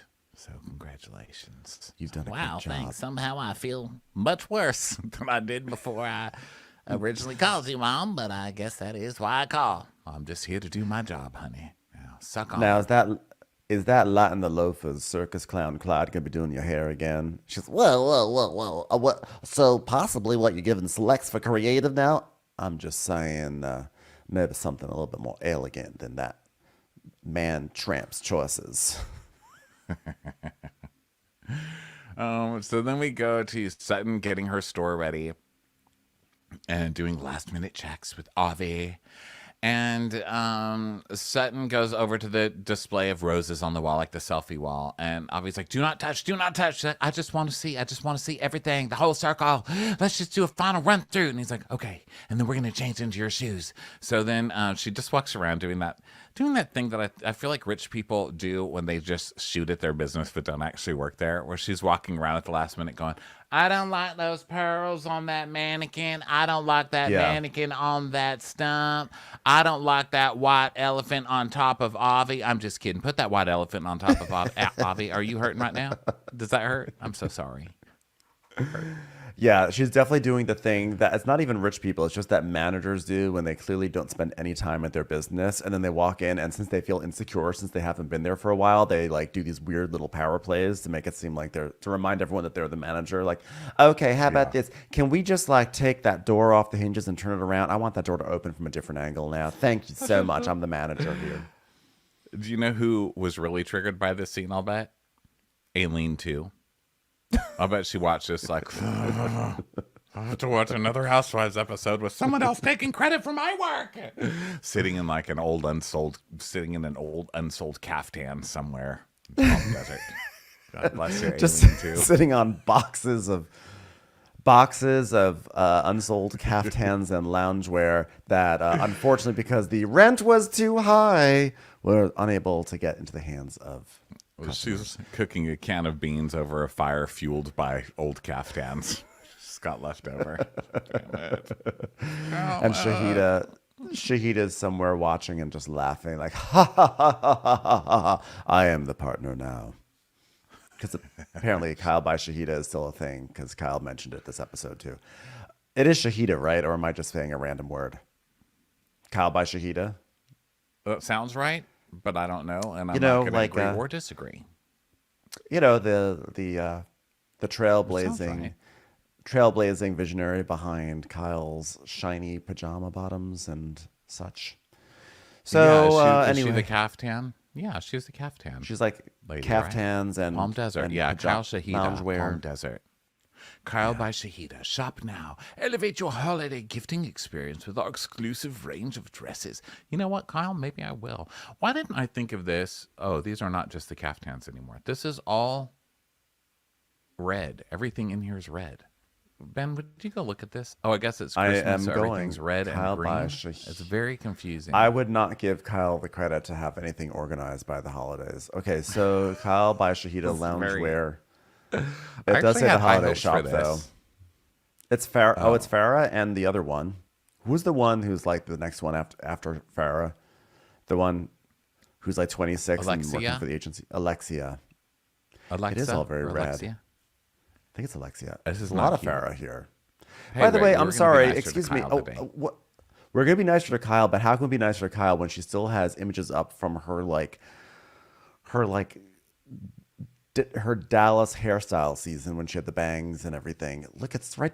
Like, you know what, Kyle? You're rich. Why don't you hire models for your shit? Okay, I'm sorry. You and Farrah are not cutting it for me. Well, this is why I can't be nice about it, because I'm not a nice person. So that would be out of my nature. But also because, do you see it on the screen? I've just shared it for anyone who's on Crappens on demand. I'm looking. I'm coming over. She's selling scrunchie set silk fabric. So she's selling a 6 scrunchie set for $59. Are you fucking kidding me? You're selling scrunchies for $59? And then look at these shirts. Oh, it's a 40% off sign. I thought it was a bite mark taken out of the shoulder. These supposed to look like somebody bit me in the shoulder? What are these? This stuff continues to be off. Please click on the resort wear tab and look at these purple travesties. They all look like melted candles. Oh, okay, resort wear. I'm sorry. Loungewear, resort wear. Here we go. Okay, this is what I was hoping. Yes, this is what I wanted. These caftans. Oh, Kyle's a model. There, she looks cute. I know. So when she wore on the show, $549, Kyle. A tiger and zebra print robe dress. Get out of here with your fucking... Okay, I'll buy a scrunchie. Okay, I'm going to go to my cart and get the scrunchie. That's it. I would buy a robe if there were... Maybe I should get this like red robe. The long... it's a long maxi dress. Never mind. It's not a robe. Okay, so we're getting the party ready. And Erica's getting her hair done with the party with Clyde, who I guess I've seen Clyde before. I didn't really know Clyde was like a thing until today. But hi, Clyde, you're doing great. So they're talking about how he's going to do a chic look for her. And she's like, wait, it's not going to be a side pony, is it? You're not going to be a side pony, are you? Oh, God, I'm dressed like Karl Lagerfeld dressed me. Dorit's best friend, am I right? And then we cut to Dorit. He's like, it just feels so much like what Karl Lagerfeld would do on the runway. I'm just not mad at it. But I'm not going to pay for it either, am I? No, Karl Lagerfeld, what a kind person he was. So then we have Kyle FaceTiming more. Like, while we're talking famed about being anti-Semite. Wow. So Kyle Happy Hanukkah, everybody. Hey, Karl Lagerfeld. So Kyle FaceTimes Morgan while getting ready, and Morgan's like, What are you doing? and Kyle's What are you doing, Kyle? She's like, I'm getting ready to go to another event that Sutton is having. And guess who my date is? He's going to be tonight. Kim. You jealous? My sister Kim. She's like, oh, yeah, I was on to meet Kim. I was on to meet her. Yeah, Kim seems like a real good girl. What about it? What about Kim? What are you going to wear, Kyle? What are you going to wear? And Kyle's like, well, I know you're making fun of me that what I'm wearing is not from my line. You know, Morgan's like, why would I make fun of you? I'm actually want to praise you for that. But she's like, so this is not something for my line. It's something else, and it's very cute. So just leave me alone. Stop razzing me already. Stop being so playfully jokey with me and roasting me so much, Morgan. Morgan's like, Oh, okay, cool. You're wearing something that's not from your line. Fine. That's fine. Okay. Morgan's like, I wasn't making fun of it. I was just curious about what it is, Kyle. Because you're wearing something, so I was just saying, what is it, Kyle? What are you wearing? she's like, oh my God, what is this, moonlighting? our playful banter is like so magnetic, and we're not even having an affair. Yeah, that's pretty And cool guy. so she tells us, like, she tells us, my relationship with Morgan is like very different than my relationship with my other friends because she's like constantly teasing me. I mean, listen to her. Hey, Morgan, what are you doing?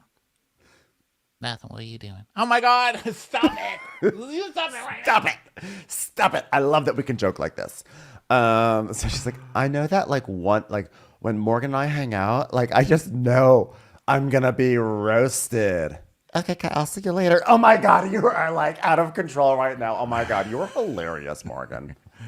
So she's telling her how she's not looking forward to going to Sutton's event because I haven't told you. Well, I mean, we had this I told you part of it, but like we had this huge fight the other night, and like, look, like she and Garcelle, like kind of both of them, like they thought because I had this ring on that they've never seen before that Mauricio gave it to me because he cheated on me, and that was a makeup gift. And then we see a flashback of that party of Kyle being like, so basically, you're saying like this ring, the ring that I bought myself, like you're asking me who bought me this ring, like I can buy my own ring. I bought my ring myself. Like why can't I buy a new ring? Oh, Kyle, again, it's because you replaced your wedding ring with a different ring, and they were asking you where your wedding ring went. Okay. Yes. Well, but nice try. Get it out there. And Morgan goes, Well, no matter what you do, people are gonna, it's just very interesting. oh my God, stop roasting me. Stop roasting me, Morgan. I'm begging you, please stop roasting me. People smash it, big Kyle. You and I can get along so awfully. Why is that, Kyle? Jesus, Ingmar Bergman, busy. Okay, busy. We've replaced you. Kyle, even though I'm Morgan Wade and I'm from like West Virginia, even I know that reference doesn't make sense. Sorry. I'm sorry. Ingmar Bergman, the new This season on Wild and Out, we welcome new cast member Ingmar Bergman. Ingmar Bergman and Nick Cannon come together at long last to do some roasting. Ingmar Bergman. I was gonna say Hepburn and Tracy, but for some reason Ingmar and Bergman came. Today I shall represent the roasting of a person by death playing chess with Kyle Richards. Oh my God! Sorry, you guys. Okay. Well, by the way, I still appreciate it because isn't that Ingmar Bergman? Isn't that Isabella Rosalina's father? Is it? Because I would love Isabella Rosalina to come out and be like, in the style of my father, the famous roast master Ingmar Bergman, you have the face of an iguana vagina, which has 3 compartments. That is correct. That was a correct. Thank you. Thank you very much. Trivia answer. God, you're so good. Well, Okay, I like to keep up so- on my Isabella Rosalina knowledge. It's very important to me, and it should be important to you. Okay, so let's see. So everybody's getting ready. It's getting ready time, right? So Kyle, Morgan's just like, People are gonna talk, Kyle. That's what people do, Kyle. You know what I'm gonna do? Here's what you can count on: dead taxes and people talking shit. right. She's like, well, I'm gonna wear this tonight, this necklace. So like, who knows what room this was? Who knows what rumor this is gonna start? I mean, right? Like maybe Mauricio has a whole other family. Like who bought this one? Am I right? Like maybe I have a whole other family. Am I right, Morgan? Kyle shamelessly preening about with her necklace. Morgan's like, oh, that's real pretty, Kyle. Which one's that taste like? Is that like lemon and lime? Can I buy it? It's like, no, Morgan, this is not candy. It's real jewelry. Morgan's like, Kyle, I really love talking to you, but I gotta go back to writing that song about you snorting drugs off of my stomach at the chateau. Okay, see you later. Good luck at getting people to think you're a lesbian. Bye. Hashtag roasted. Um, so now we go to Kyle's back like, to oh my Sutton's God, event. was that little baby? Am I just like a little baby chicken with the lemon stuffed up his ass on sale at Ralph's? Because I am roasted. And a beautiful necklace I'd like to add. Unfortunately, not wearing my own line of clothing. Sudden, like the event is starting up, and Avi's like, "Do you want a taste of caviar?" She's like, "No, because you made me eat all that sushi, Avi." Which I don't know why that made me laugh. Like Avi pushing sushi on Sutton, and then she getting mad at him later, like having too much sushi to be able to taste the caviar. No, Life, this is what the is real it? Ingmar and Bergman of this show. Is Sutton and Avi. They've got the real Spencer Tracy dialogue going on. Are you gonna eat caviar? No, you already made me have all that sushi. So romantic. So Erica is getting ready. She's with Eric. Emery and Erica are together, and I guess, and I don't know. She's like, Oh, hi, store manager. I'm so sorry my hands are so chilly, but I do have a warm heart. I'm just kidding. I'm a showman. I'm a showman, store manager. I'm a all right? showman. Showman with a residency in Las Vegas, which is also the name of my favorite book from 5th grade. So, so Erica's like asking Emery how she thought the night was, her first dinner party was. Emery's like, I mean, it was good. I mean, I thought it was comedy. It was like pure comedy for me. And then we see Avi. I love Avi bossing around the other gay because Avi kisses Sutton's ass, but then he takes out all his rage on the other gay. He's like, take your sunglasses off. You're not a celebrity. "You're not a celebrity." Whoever Poor you other are. guy is like, "Yet, bitch." So Dorit arrives next, and she's like, "Well, now I can arrive at a public event because Sutton gave me a heads up that there's going to be about 80 people, so I could warn myself. It really allowed me to mentally prepare to be here. Basically, I walked around my living room saying, how do you do? How do you do? Now the PTSD is gone, all completely dried up." It's like the storyline is just, it's not weird that she would have PTSD, but this whole thing that she's going to use against Garcelle at some point, which we're still not out. Like, I can't believe you would invite me to a movie premiere where there were people when you know I have Putist. I know. I'm still confused. I'm still confused why Dorit is more upset that she was invited to an event where there were she's more upset that she was surprised by the number of people than she was surprised that Larsa Pippen was there. Like Larsa Pippen, to me, being surprised that Larsa Pippen is at an event is the larger complaint, I would think. Yeah. Yeah, definitely. Post-traumatic Larsa syndrome. Like what current Larsa traumatized syndrome. No, let's just stick with Patasta. That's really that works. Works for this situation as well, doesn't it?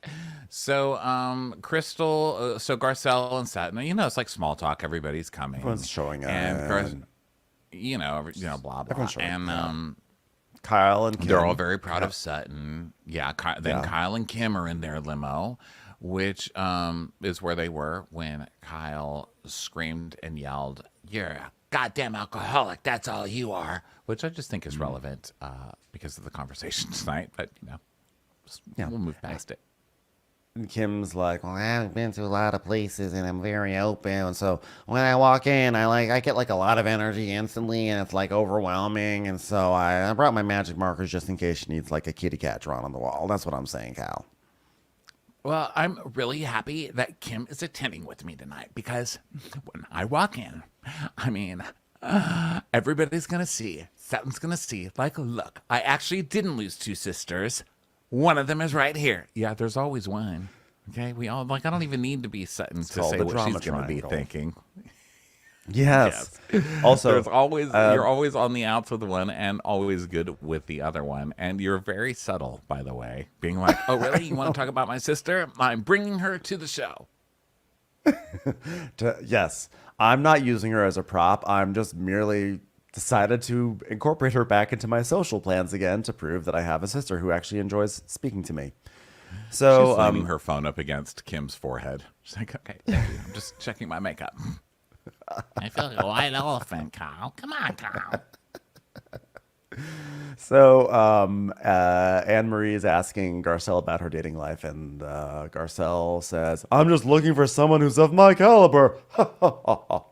And then, by the way, it's been like 3 years, and Garcelle has like not gone on a single date. I feel like, except for that one guy where they went on a date in like car trunks. It was weird. So I think that's I feel like I'm on the cusp of a revolution. I don't feel like there's a lot of people who are like, I don't fucking want anybody. My purpose is to die alone. Now stop fucking calling me. Because I feel like a lot of people live like that, but nobody admits it because they feel it's like I feel like if you say that, people are like, "Are you okay?" Of course, I did open this show by talking about how sad it was that I was probably going to watch a Christmas movie alone for the first time later. But still, you know what I mean. I feel like that's more of a lifestyle than people are letting on. Yeah, I think it's great. So Kim goes up to Sutton, and I do think it's great. I think it's a wonderful, wonderful thing. So Kim is like, "Die alone." You'll never be alone. Ronnie Karam, you will always have people around you. It's great, man. It's really great. Okay, so I will let There's you always the continue. water fountain at I won't Universal. talk. You can always go to the City Walk water fountain. Oh, I know. I know. I've only been So, called Kim- about 60 times. You'll meet some friends at Will Smith's lounge. So Kim is like, she's like, "Hey Sutton, I'm sorry I didn't want to bother you. Nice to see you. Sorry we're late." And Sutton's like, "No, you're not. You're fine. Whoever you are, you here to sell candy bars or something? You need to raise some money for your family?" She's like, "No, I was a cast member in the show. I'm just saying hi." I just wanted to say congratulations on your 4 years. You know, I've never been here, but I'm loving some of the stuff looking around. That guy with the glasses, how much is that guy? That's Avi. You better keep your goddamn dirty hands off of him. I'll tell you that, whoever you are. Okay. Now, you know, here's how I've been. I've been busy working. How about you? Who is this? Does anybody know who this person is? Avi, could you start getting people to fill out those hello, my name is? And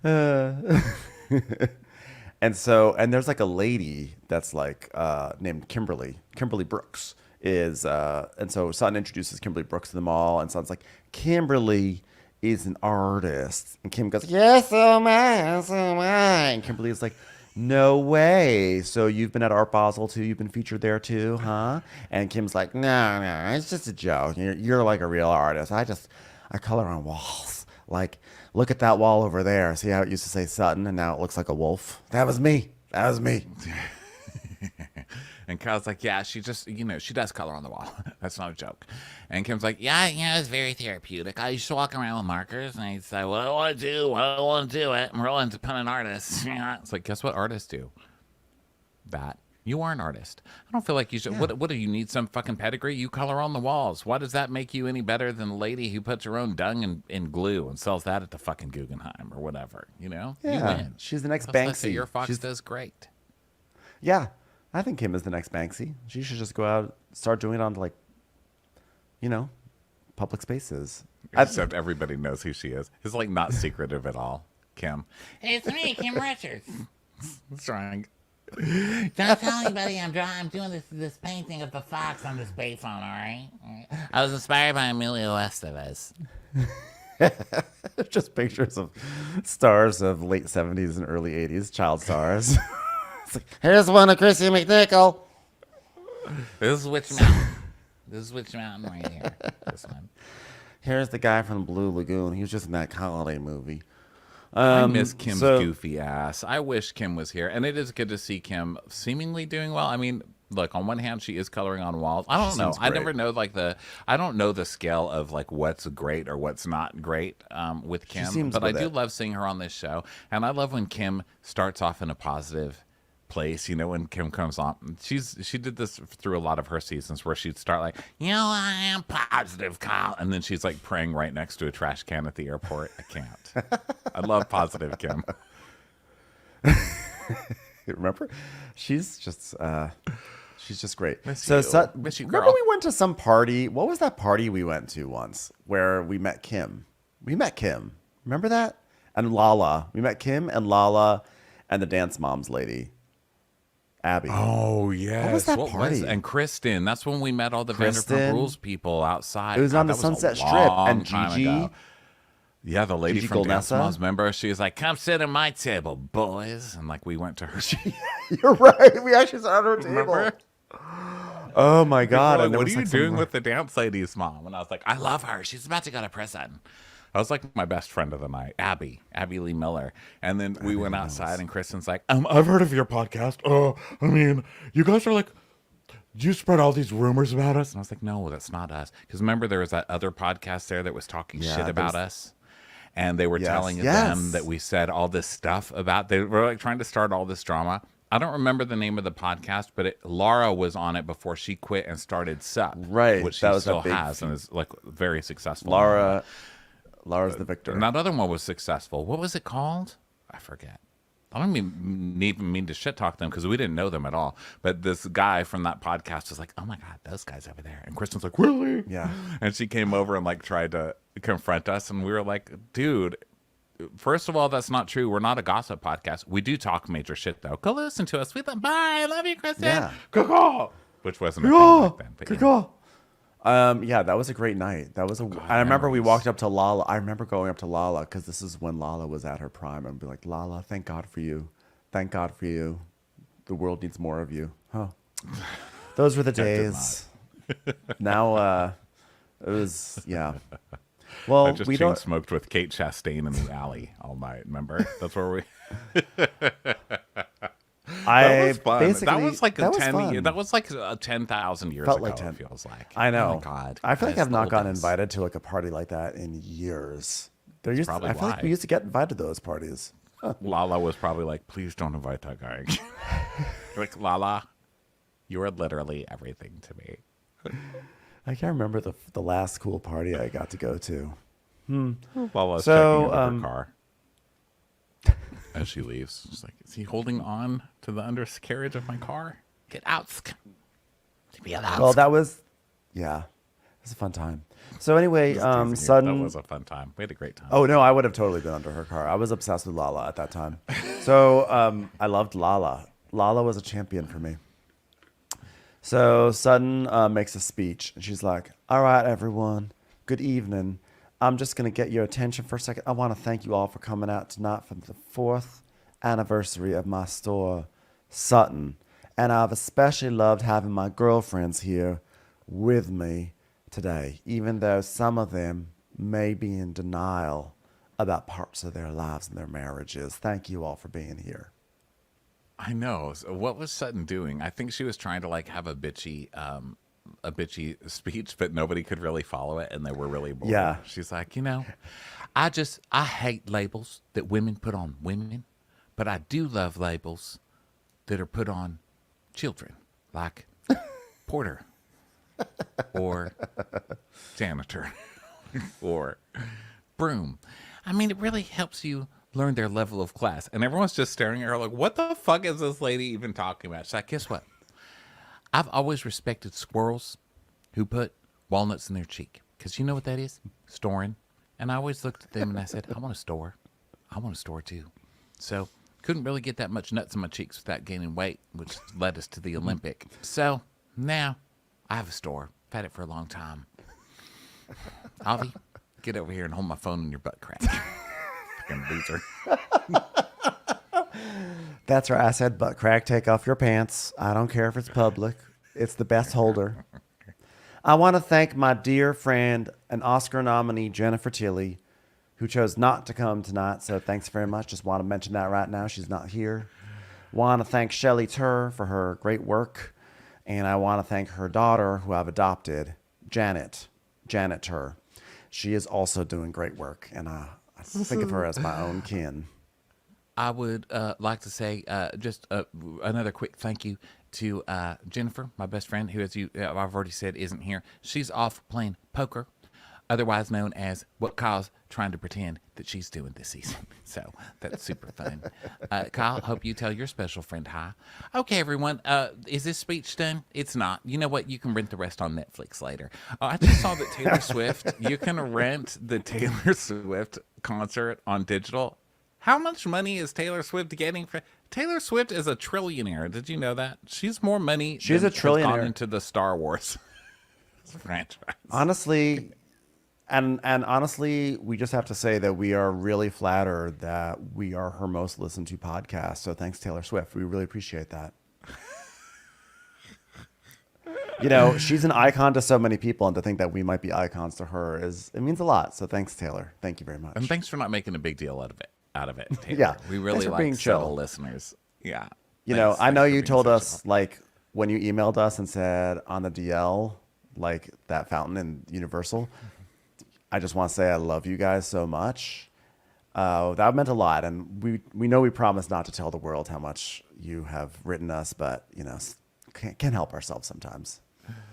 So Sutton is talking about labels, but she doesn't like when other people label women or something. Obviously, being like, well, I love having a store, but not being called an alcoholic by Kyle Stupid Richards, who's also here. You stupid slut face. Your husband's cheating on you.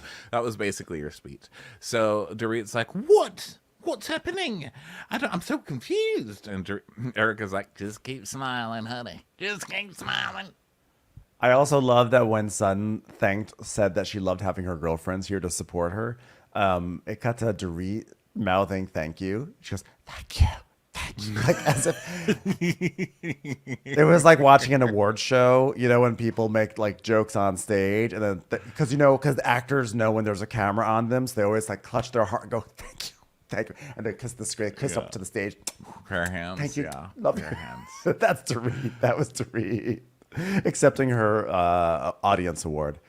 So so Sutton's like, well, I am just the worst speaker there could possibly be. Avi, could you just hold your ass a little still? Because that butt crack is moving and these words are going left and right. He's like, okay, I think you're done now. Would you like a water? And she's like, water. Okay, no water. Now I can have my cocktail. Okay, get my cocktail. And then she turns to Kyle and Kim and she goes, I'm going to make a drink now. I'm going to have a drink now, if that's okay with you. Okay, that's my first one of the day, by the way. I'm just getting permission from Mom, Kim. Okay, just getting permission from Mom. And Kim's like, oh, wait, the Mom? Wait, does she mean me because I'm an addict? Is she talking to me?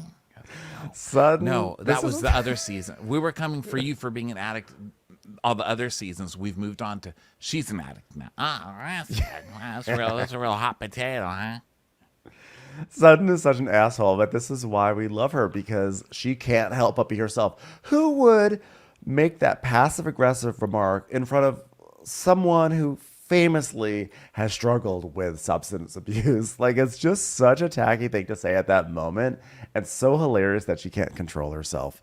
So then Kyle leans over to Sutton and she's like, obviously you were upset about me and the other night at your house. She's like leaning forward with her necklace. But like one night, like I didn't mean it like you have a problem.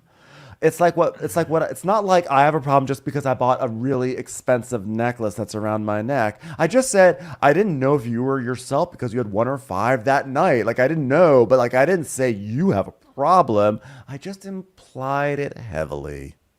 Yeah, and Sutton's like, okay, Kyle. She goes, yeah, it's very different. I mean, I can tell you I have way too many at Garcelle's birthday party. Like that's fine, but it doesn't mean it's a thing. She goes, Garcelle's birthday party. I'm trying to remember that. And then we see a clip of that where Sutton is telling Diana who's like, You want a new like, villain? You need a new villain? Here I am. And Sutton's like, you are a soulless person. And Kyle grabs her arm and she's like, stop it. You cannot say that. You cannot say that, Sutton. You cannot say that someone is soulless, Sutton. And Sutton's like, I don't remember that. Kyle's like, last year. Hello. Still no. You that wasted right now. Like, listen, I'm trying to soften the blow of calling you an alcoholic. Are you too drunk to remember right now? So meanwhile, no. Was it Garcelle? Was it a cash bar? No. Was it a regular bar? It was a regular bar. Oh God, there's so many of them within the year. Was it at Bar Method?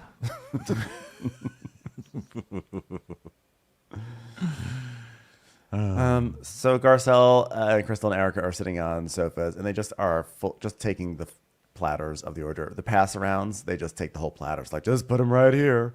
So then Garcelle's asking Erica how she felt about the dinner party, and Erica's like, You know what? I thought it was a little weird. I was a little confused. I'm like, you were confused? What was there to be confused about? Just because Denise was saying, thank you, you're welcome. What's confusing about that?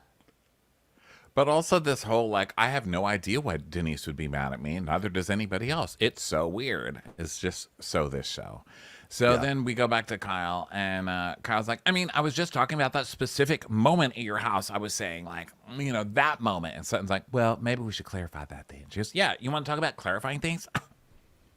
What about the bomb you dropped at my house? That stuff about the piece of jewelry that Mauricio bought for me after cheating on me? Do you remember that he didn't buy me because I buy myself things? I mean, I can buy myself things. Like, I mean, I know you buy jewelry. Kyle, it was your wedding ring that was gone, Kyle. Nobody cares that you have money. She's got, like, her big green purse sitting on her shoulder. She's like, I have money too, Sutton. I have money too. I never said, was it a makeup gift? So she goes, well, then who said it? Garcelle said it? She goes, yeah, Garcelle asked you the question. Well, Garcelle was just repeating what you said to her. Okay, all right. Well, can we just bring Garcelle over? So they bring everyone over and everything. And then Sutton does, in the interview, she goes, what have people been saying about Kyle's marriage? Mauricio's cheated on her. Mauricio has moved out. Kyle has moved out. Kyle doesn't love him anymore. And to be honest, I stay out of people's bedrooms unless they're single. And I actually stay out of their bedrooms too, now that I think about it. I just don't like bedrooms. That's where beds are. Beds are gross. So I just generally don't like that. I should have put that in my speech. God. Yeah. But I will say that my niece, chambermaid, she does great work there. Great work in the bedroom. So then Kyle's like, okay, Garcelle, she's saying she never said the comment about the ring being a makeup gift that you said it. And Garcelle goes, I did. I said you got a new ring because somebody did something and that they were covering it up. Kyle's like, You know, Garcelle's like, I literally said it. Did you not see the Kyle previews tries for to, our like, have a episode? gotcha. It's so funny. Every time Kyle tries to have a gotcha moment, Garcelle's like, it's true. Here's what we're saying. I'm sorry that she's not being clear. Your husband's cheating on you, clearly. So, did you understand that? Then this is Kyle being so Kyle. I mean, well, why wouldn't you guys guess that it was an anniversary gift or birthday gift or I bought it myself? You know, like you guys didn't ask about other things that I have. Like, I mean, look at like this, like this necklace.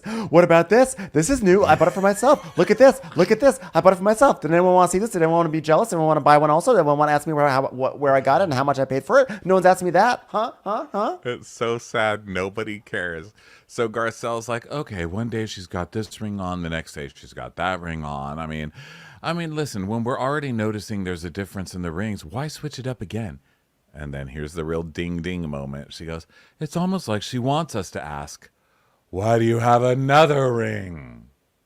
Yeah, that is. So just do her the favor and ask her, but nobody will. And Kyle's like, I mean, there was like never a story about like somebody buying me something. And Garcelle goes, okay, but if there was a story, would you even own up to it? I mean, I think that's what we need to get to. Kyle's like, if there was a story, yes. Like, who bought me this wonderful necklace and this ring and this purse that I'm not wearing on my head? Like, I don't know, probably me. Maybe. And then Sutton goes, well, she tells us, upon my investigation of seeing a new ring on Kyle's finger, we now find a Tiffany T. True ring. And then there's like Terminator graphics. It like zooms in on the ring. And like puts up like a display of all the information. It's so petty. And they like, this is so petty and also just so on the nose for Kyle. It's so funny. So she's like, it's a Tiffany True ring. And Garcelle reads, the Tiffany T. True celebrates the idea of connection. Yeah, strength that we find in love. Powerful, passionate, and rooted in partnership. Doesn't say that it's a wedding ring. I'll tell you that much. What does this mean? What does this mean? Is it for somebody else? Is that about Mo? Is that what it's about? So then Dorit, meanwhile, said, when Dorit comes in, Dorit's talking to them and said, well, she had said, I don't know if she had, are they talking about the booze part here? I just got confused. Did I miss something? I don't know. I can't stop staring at the ring that spells out Ellen DeGeneres that Kyle is wearing. Like, Kyle, why do you need to be so obvious? Just stop. So they're talking about Dorit's like, no, look, what she had said was, I don't know if she's had a drink, if it was drinking or she's mixing the drinking with her pills. And Kyle's like, yeah, like I didn't say it was mixing. I just said I didn't know if it was like the medicine for the pain in your foot. And that's why you were acting crazy. That's all I was saying. And Sutton's like, well, but that medicine's fine even if you have a drink. I mean, it's not that kind of medicine. And Dorit's like, but Sutton had talked about your marriage behind your back, Kyle. And then the information came to you by way of somebody else. And I love when they start going into circles about what they're fighting about. They're all trying to remind each other, like, here's what we're fighting about, everybody. Let's stay on. We've only got another couple of hours of shooting. Stay on it. Yeah. Well, you know what's funny, Dorit? Because you like to talk about me behind my back, and I'm really disappointed in you as a friend. And Dorit's like, okay, well, let me hear it. She goes, oh, well, you've been posting about me behind my back, or talking about me behind my back. And Dorit's like, with who? Well, apparently, you've been telling everyone that I have a drinking problem, which is totally untrue. Avi, I've been waiting on my martini. Come on, Avi. No, the reason I've got a problem with drinking is because I don't have one in my hand right now. Avi. Listen, I get that glass to my lips. I don't call that a problem. And Tariq goes, I said this. Me. You heard it from me. And she goes, well, Crystal told me. So then she goes, I need to get this right. Crystal is saying I told everyone in the group that you have a drinking problem. Is that true? And she goes, yeah, did you been talking about it? So she's like, well, the only conversation I had with Crystal, I'm going to go talk to Crystal. So we do see a flashback of Dorit being like, well, I wouldn't be surprised if she pours a little vodka in her coffee in the morning. Yeah. So Dorit goes up. It's like, just that. So, and Sutton's like, well, to me, that's an accusation that's very dangerous, okay? I have a child that you've never seen or heard of before, and that child might go from one place to another place because of it. So Dorit's like, well, I'm going to go figure this out. You know, Crystal hardly ever speaks up in this group. We rarely even hear her thoughts or opinions, but now suddenly, gee, she's decided to be the carrier pigeon for Sutton. Ha, ha, ha.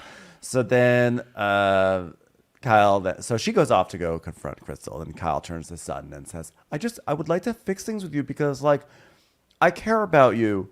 And, you know, if I'm going to destroy you, I need you to think that I actually care about you while I do it. And she's like, you know, the denial comment, Sutton, that really hurt me. And, like, I know that, like, you know, I have to deal with that, like, because I'm hurt. And Sutton's like, well, I'm sorry about the denial comment then. And she goes, thank you. I appreciate it. And I apologize for all the nothing that I did to you as well. She's like, well, I'm a very forgiving person. As long as you're honest with me, Kyle, about Mauricio cheating on you, possibly. Okay, I'm just going to let that be unsaid for now. And Kyle's like, okay, then I apologize for everything that I said that hurt you, possibly, whatever, that night. You know, like, and if you felt like, I was like, oh my God, why even bother with this, you know? I know. And I apologize because I went for the jugular. I apologize for that. And she goes, well, I appreciate that, and I hope you heard my apology. 100% I heard your apology. No, I meant like literally heard it because you're like really wasted right now. And listen, I was meaner. I was meaner than I thought I could be. I mean, could you imagine if I went for the jugular with an actual famous person like Jennifer Tilly? Whew, that would be the end of me. Luckily, you're just disposable. All right, Sutton, just tell me how many apologies you see right now. How many apologies do you see right now from your face? Can you spell your name backwards? Sutton goes, you know, Kyle and I apologize, but do I move forward and run in lavender fields? No.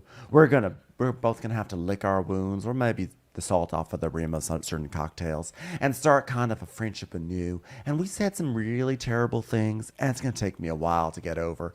You know, luckily nothing a few drinks can't fix, but oh, God. So speaking of things a couple drinks can't fix, fucking Dorit. Okay, so now Dorit goes over to Crystal. She's like, Crystal, why are you telling Sutton that I'm talking about Sutton. And she's like, wait, by going around, do you mean telling Sutton that you were talking about Sutton? Bitch, what? Bitch, what? And she's like, yes, why are you telling Sutton that I'm going around to everybody telling her that I was talking about her? She's like, I'm not going around. I said you said it. Yeah. The only thing that's going around is my brother's slutty fiance. So Erica's like, Okay, what's going on? What's going on here? and she's like, well, did I tell you something about Sutton's drinking? Did I tell you that Dorit said something about Sutton's drinking? And Dorit's like, I said, Kyle was the one who said this. And Crystal's like, well, you guys both said it, okay? And then Dorit just starts going off. Oh my God, it's Dorit trying to make sense of something. She's like, but you said you and Kyle. Here's what I said about the drinking. And Crystal's like, oh my God, today I'm on the other end of a Dorit interrogation. Go to Dorit. You hear about it, you fear it, Now you listen, wish it never happened to you. Here's what I said. Yeah, she's like, here's what she said. Here's what I said. Sutton, it's not like she's hiding that she's drinking. Sutton loves to drink. Now, does it mean she has to? Possibly, because she loves drinking. Sutton is like sand outside in a desert, just waiting for the rain to come down. And once it rains, it feels like, oh my God, there's just so much liquid. But it's never enough for the sand. That's all I'm saying. She's starving to death, but for liquids filled with alcohol. Does that make more sense to you now? Does it? Do you know, people love certain things. PK has 5 Pringles every 5 minutes. A Pringle per minute, he actually likes to say. I don't say that he's an addict. I just say he has certain tendencies, and that's what it is. She just has a tendency to drink alcohol all the time, around the clock, at all moments. That's it. And Crystal's like, oh my God, Dorit, I'm so bored with this. And Garcelle's just cracking up. Okay, so Crystal's like, okay, listen, I just want to be very clear about this in front of Dorit. Dorit said, I told you that it was only Dorit talking about your drinking, and I told you that it was Dorit and Kyle. And Sutton's like, okay, I misunderstood. What? It's a lot. And Chris is like, okay, but I said you were talking about the 1 drink, the 5 drink thing, right? And mixing pills. And Dorit was agreeing with Kyle. That's what I said. So now Anne Marie is here, right? So she goes, oh, wait a minute. So Sutton, so I'm guessing you have neuropathy or something? She goes, yes, I do. She's okay. So then you probably take gabapentin. She's like, I do.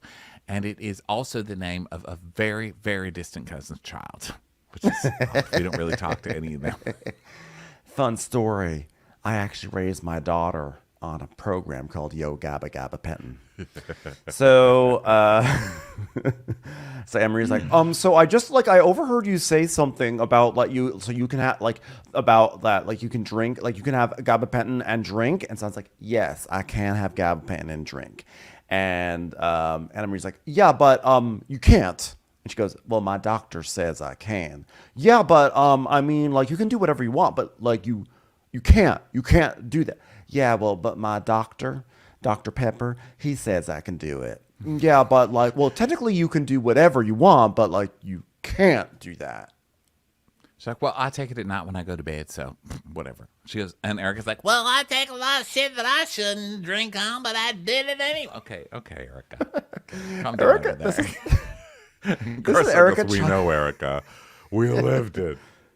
This is Erica's thing that she chimes in as if she's actually helping the case. Last week, she was like, heck, I didn't wear my engagement ring for 8 years, but that's not really helping anyone's case here. It doesn't help. It's you guys broke up. What was her example last week? She's like, because last week, yeah, my husband.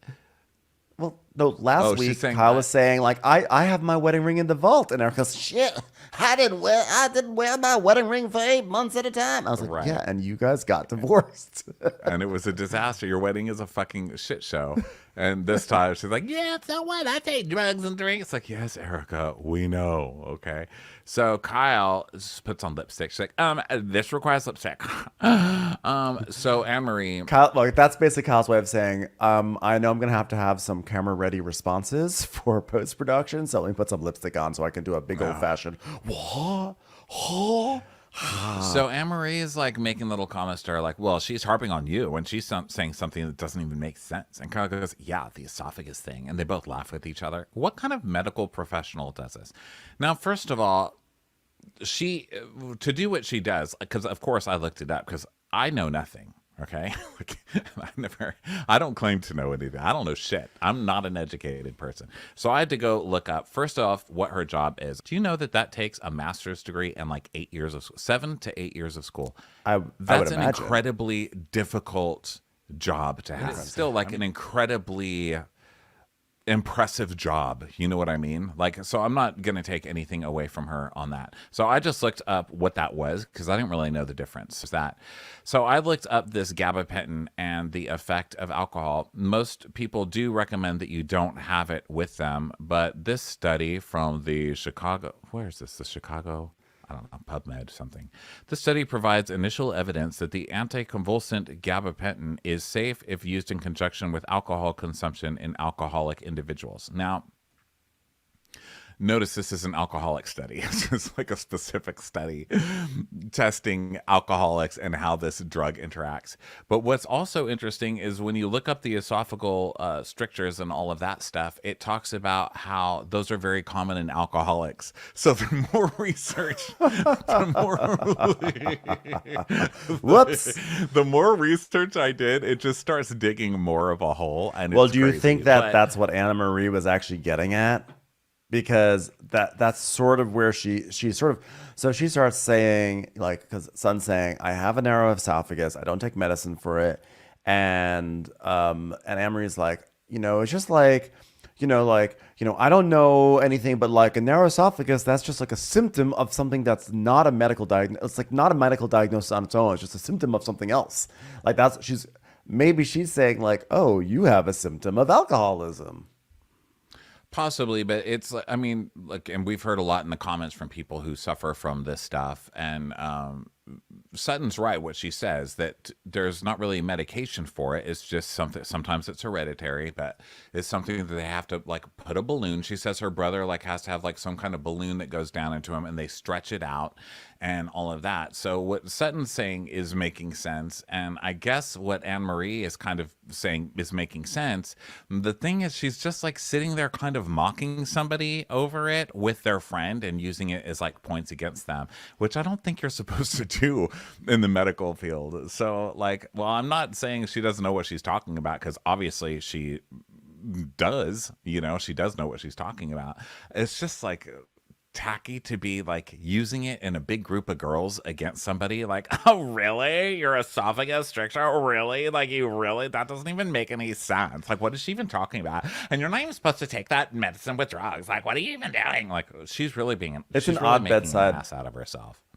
It's an odd bedside behavior. I would think that maybe she would say, you should maybe like rethink that, because from my understanding and everything I've heard of, it could be dangerous. So you might want to like get a second opinion on that. Like, I feel like there's maybe maybe not like weaponizing it as much. But then again, would we be like we do, I tune in to see random things weaponized on these shows, and I never thought like esophageal like treatments would be something that would be weaponized. But like, I think there's room for everything on these shows to be weaponized, so why not? All right. Well, the problem comes when she says stuff like this. She's like, I mean, like a stricture in your esophagus, all you do is chew your food more. So, I mean, if you really have a problem, you get treatment for it. Well, yeah, the treatment is putting a balloon down your throat. Like, what is she supposed to do that every day? I don't know. It's just tacky. And Sutton's standing firm with her. She's like, well, hang on now. I do eat food. Well, because Anne-Marie says, you don't eat food, and then your reason for not eating food is because you have a narrow esophagus. And she goes, hang on, I do eat food. And she goes, well, I didn't say you didn't. She goes, okay, you're not my doctor. What? And she says, yeah, well, I get you're saying, she says, I get it, but you're just saying things that don't make sense, Sutton. What is she saying? She's saying she has a small esophagus and it hurts sometimes to eat. What she's saying does make sense. I don't understand why she's trying to turn this whole thing. So then Sutton goes, I don't understand the esophagus war. Yeah.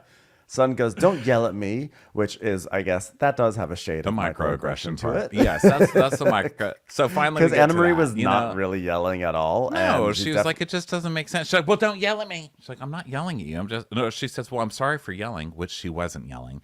And Sutton's like, well, I mean, I'm just saying, don't yell at me. And Dorit even goes, she's not yelling at you. I'm like, wow, Dorit is the one with the biggest problem so far on this cast. Hashtag little jabs. Little jabs. She was taking the little jabs. Little jabs. It's giving bully. It's giving bully, Garcelle. My children, my children were once met a non-white person who was one of our workers. So Sutton, what was the thing that she said leave it up last to season? Sutton, am I right? Like, oh my God, Sutton. How dare you call me racist? My children go into the hot tubs with the Asian kids. Whatever she said that year, I was like, oh my God. My hot tub, we welcome Asian children. We welcome black children. Horrified.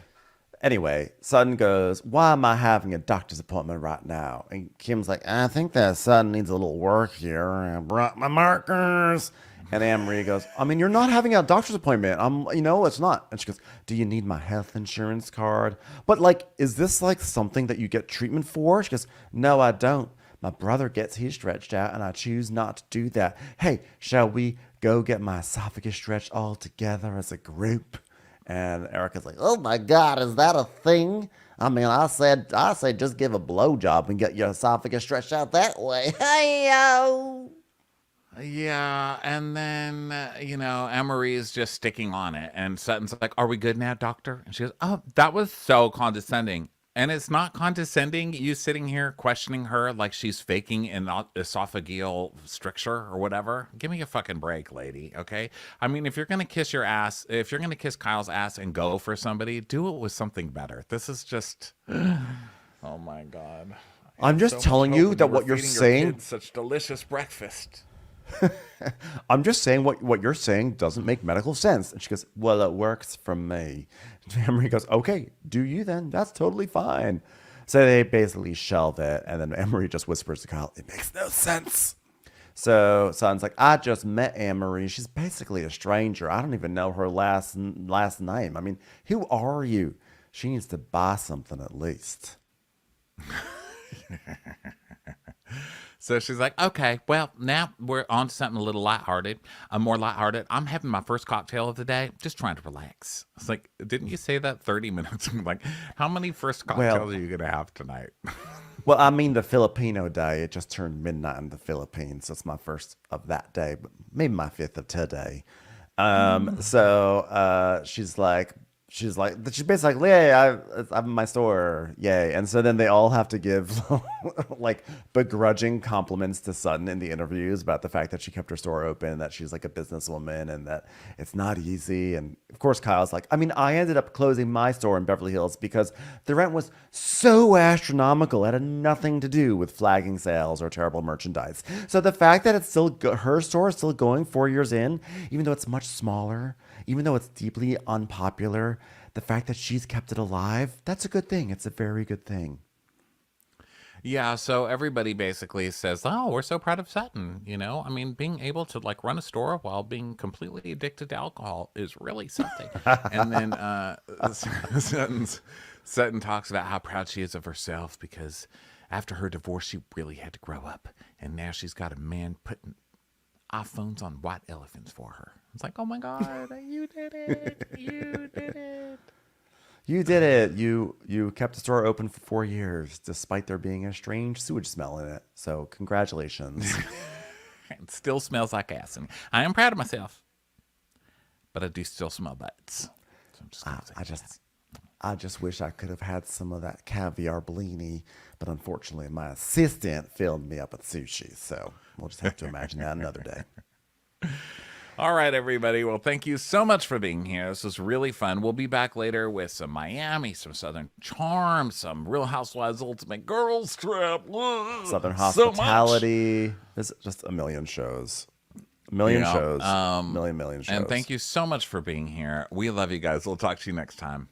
Bye.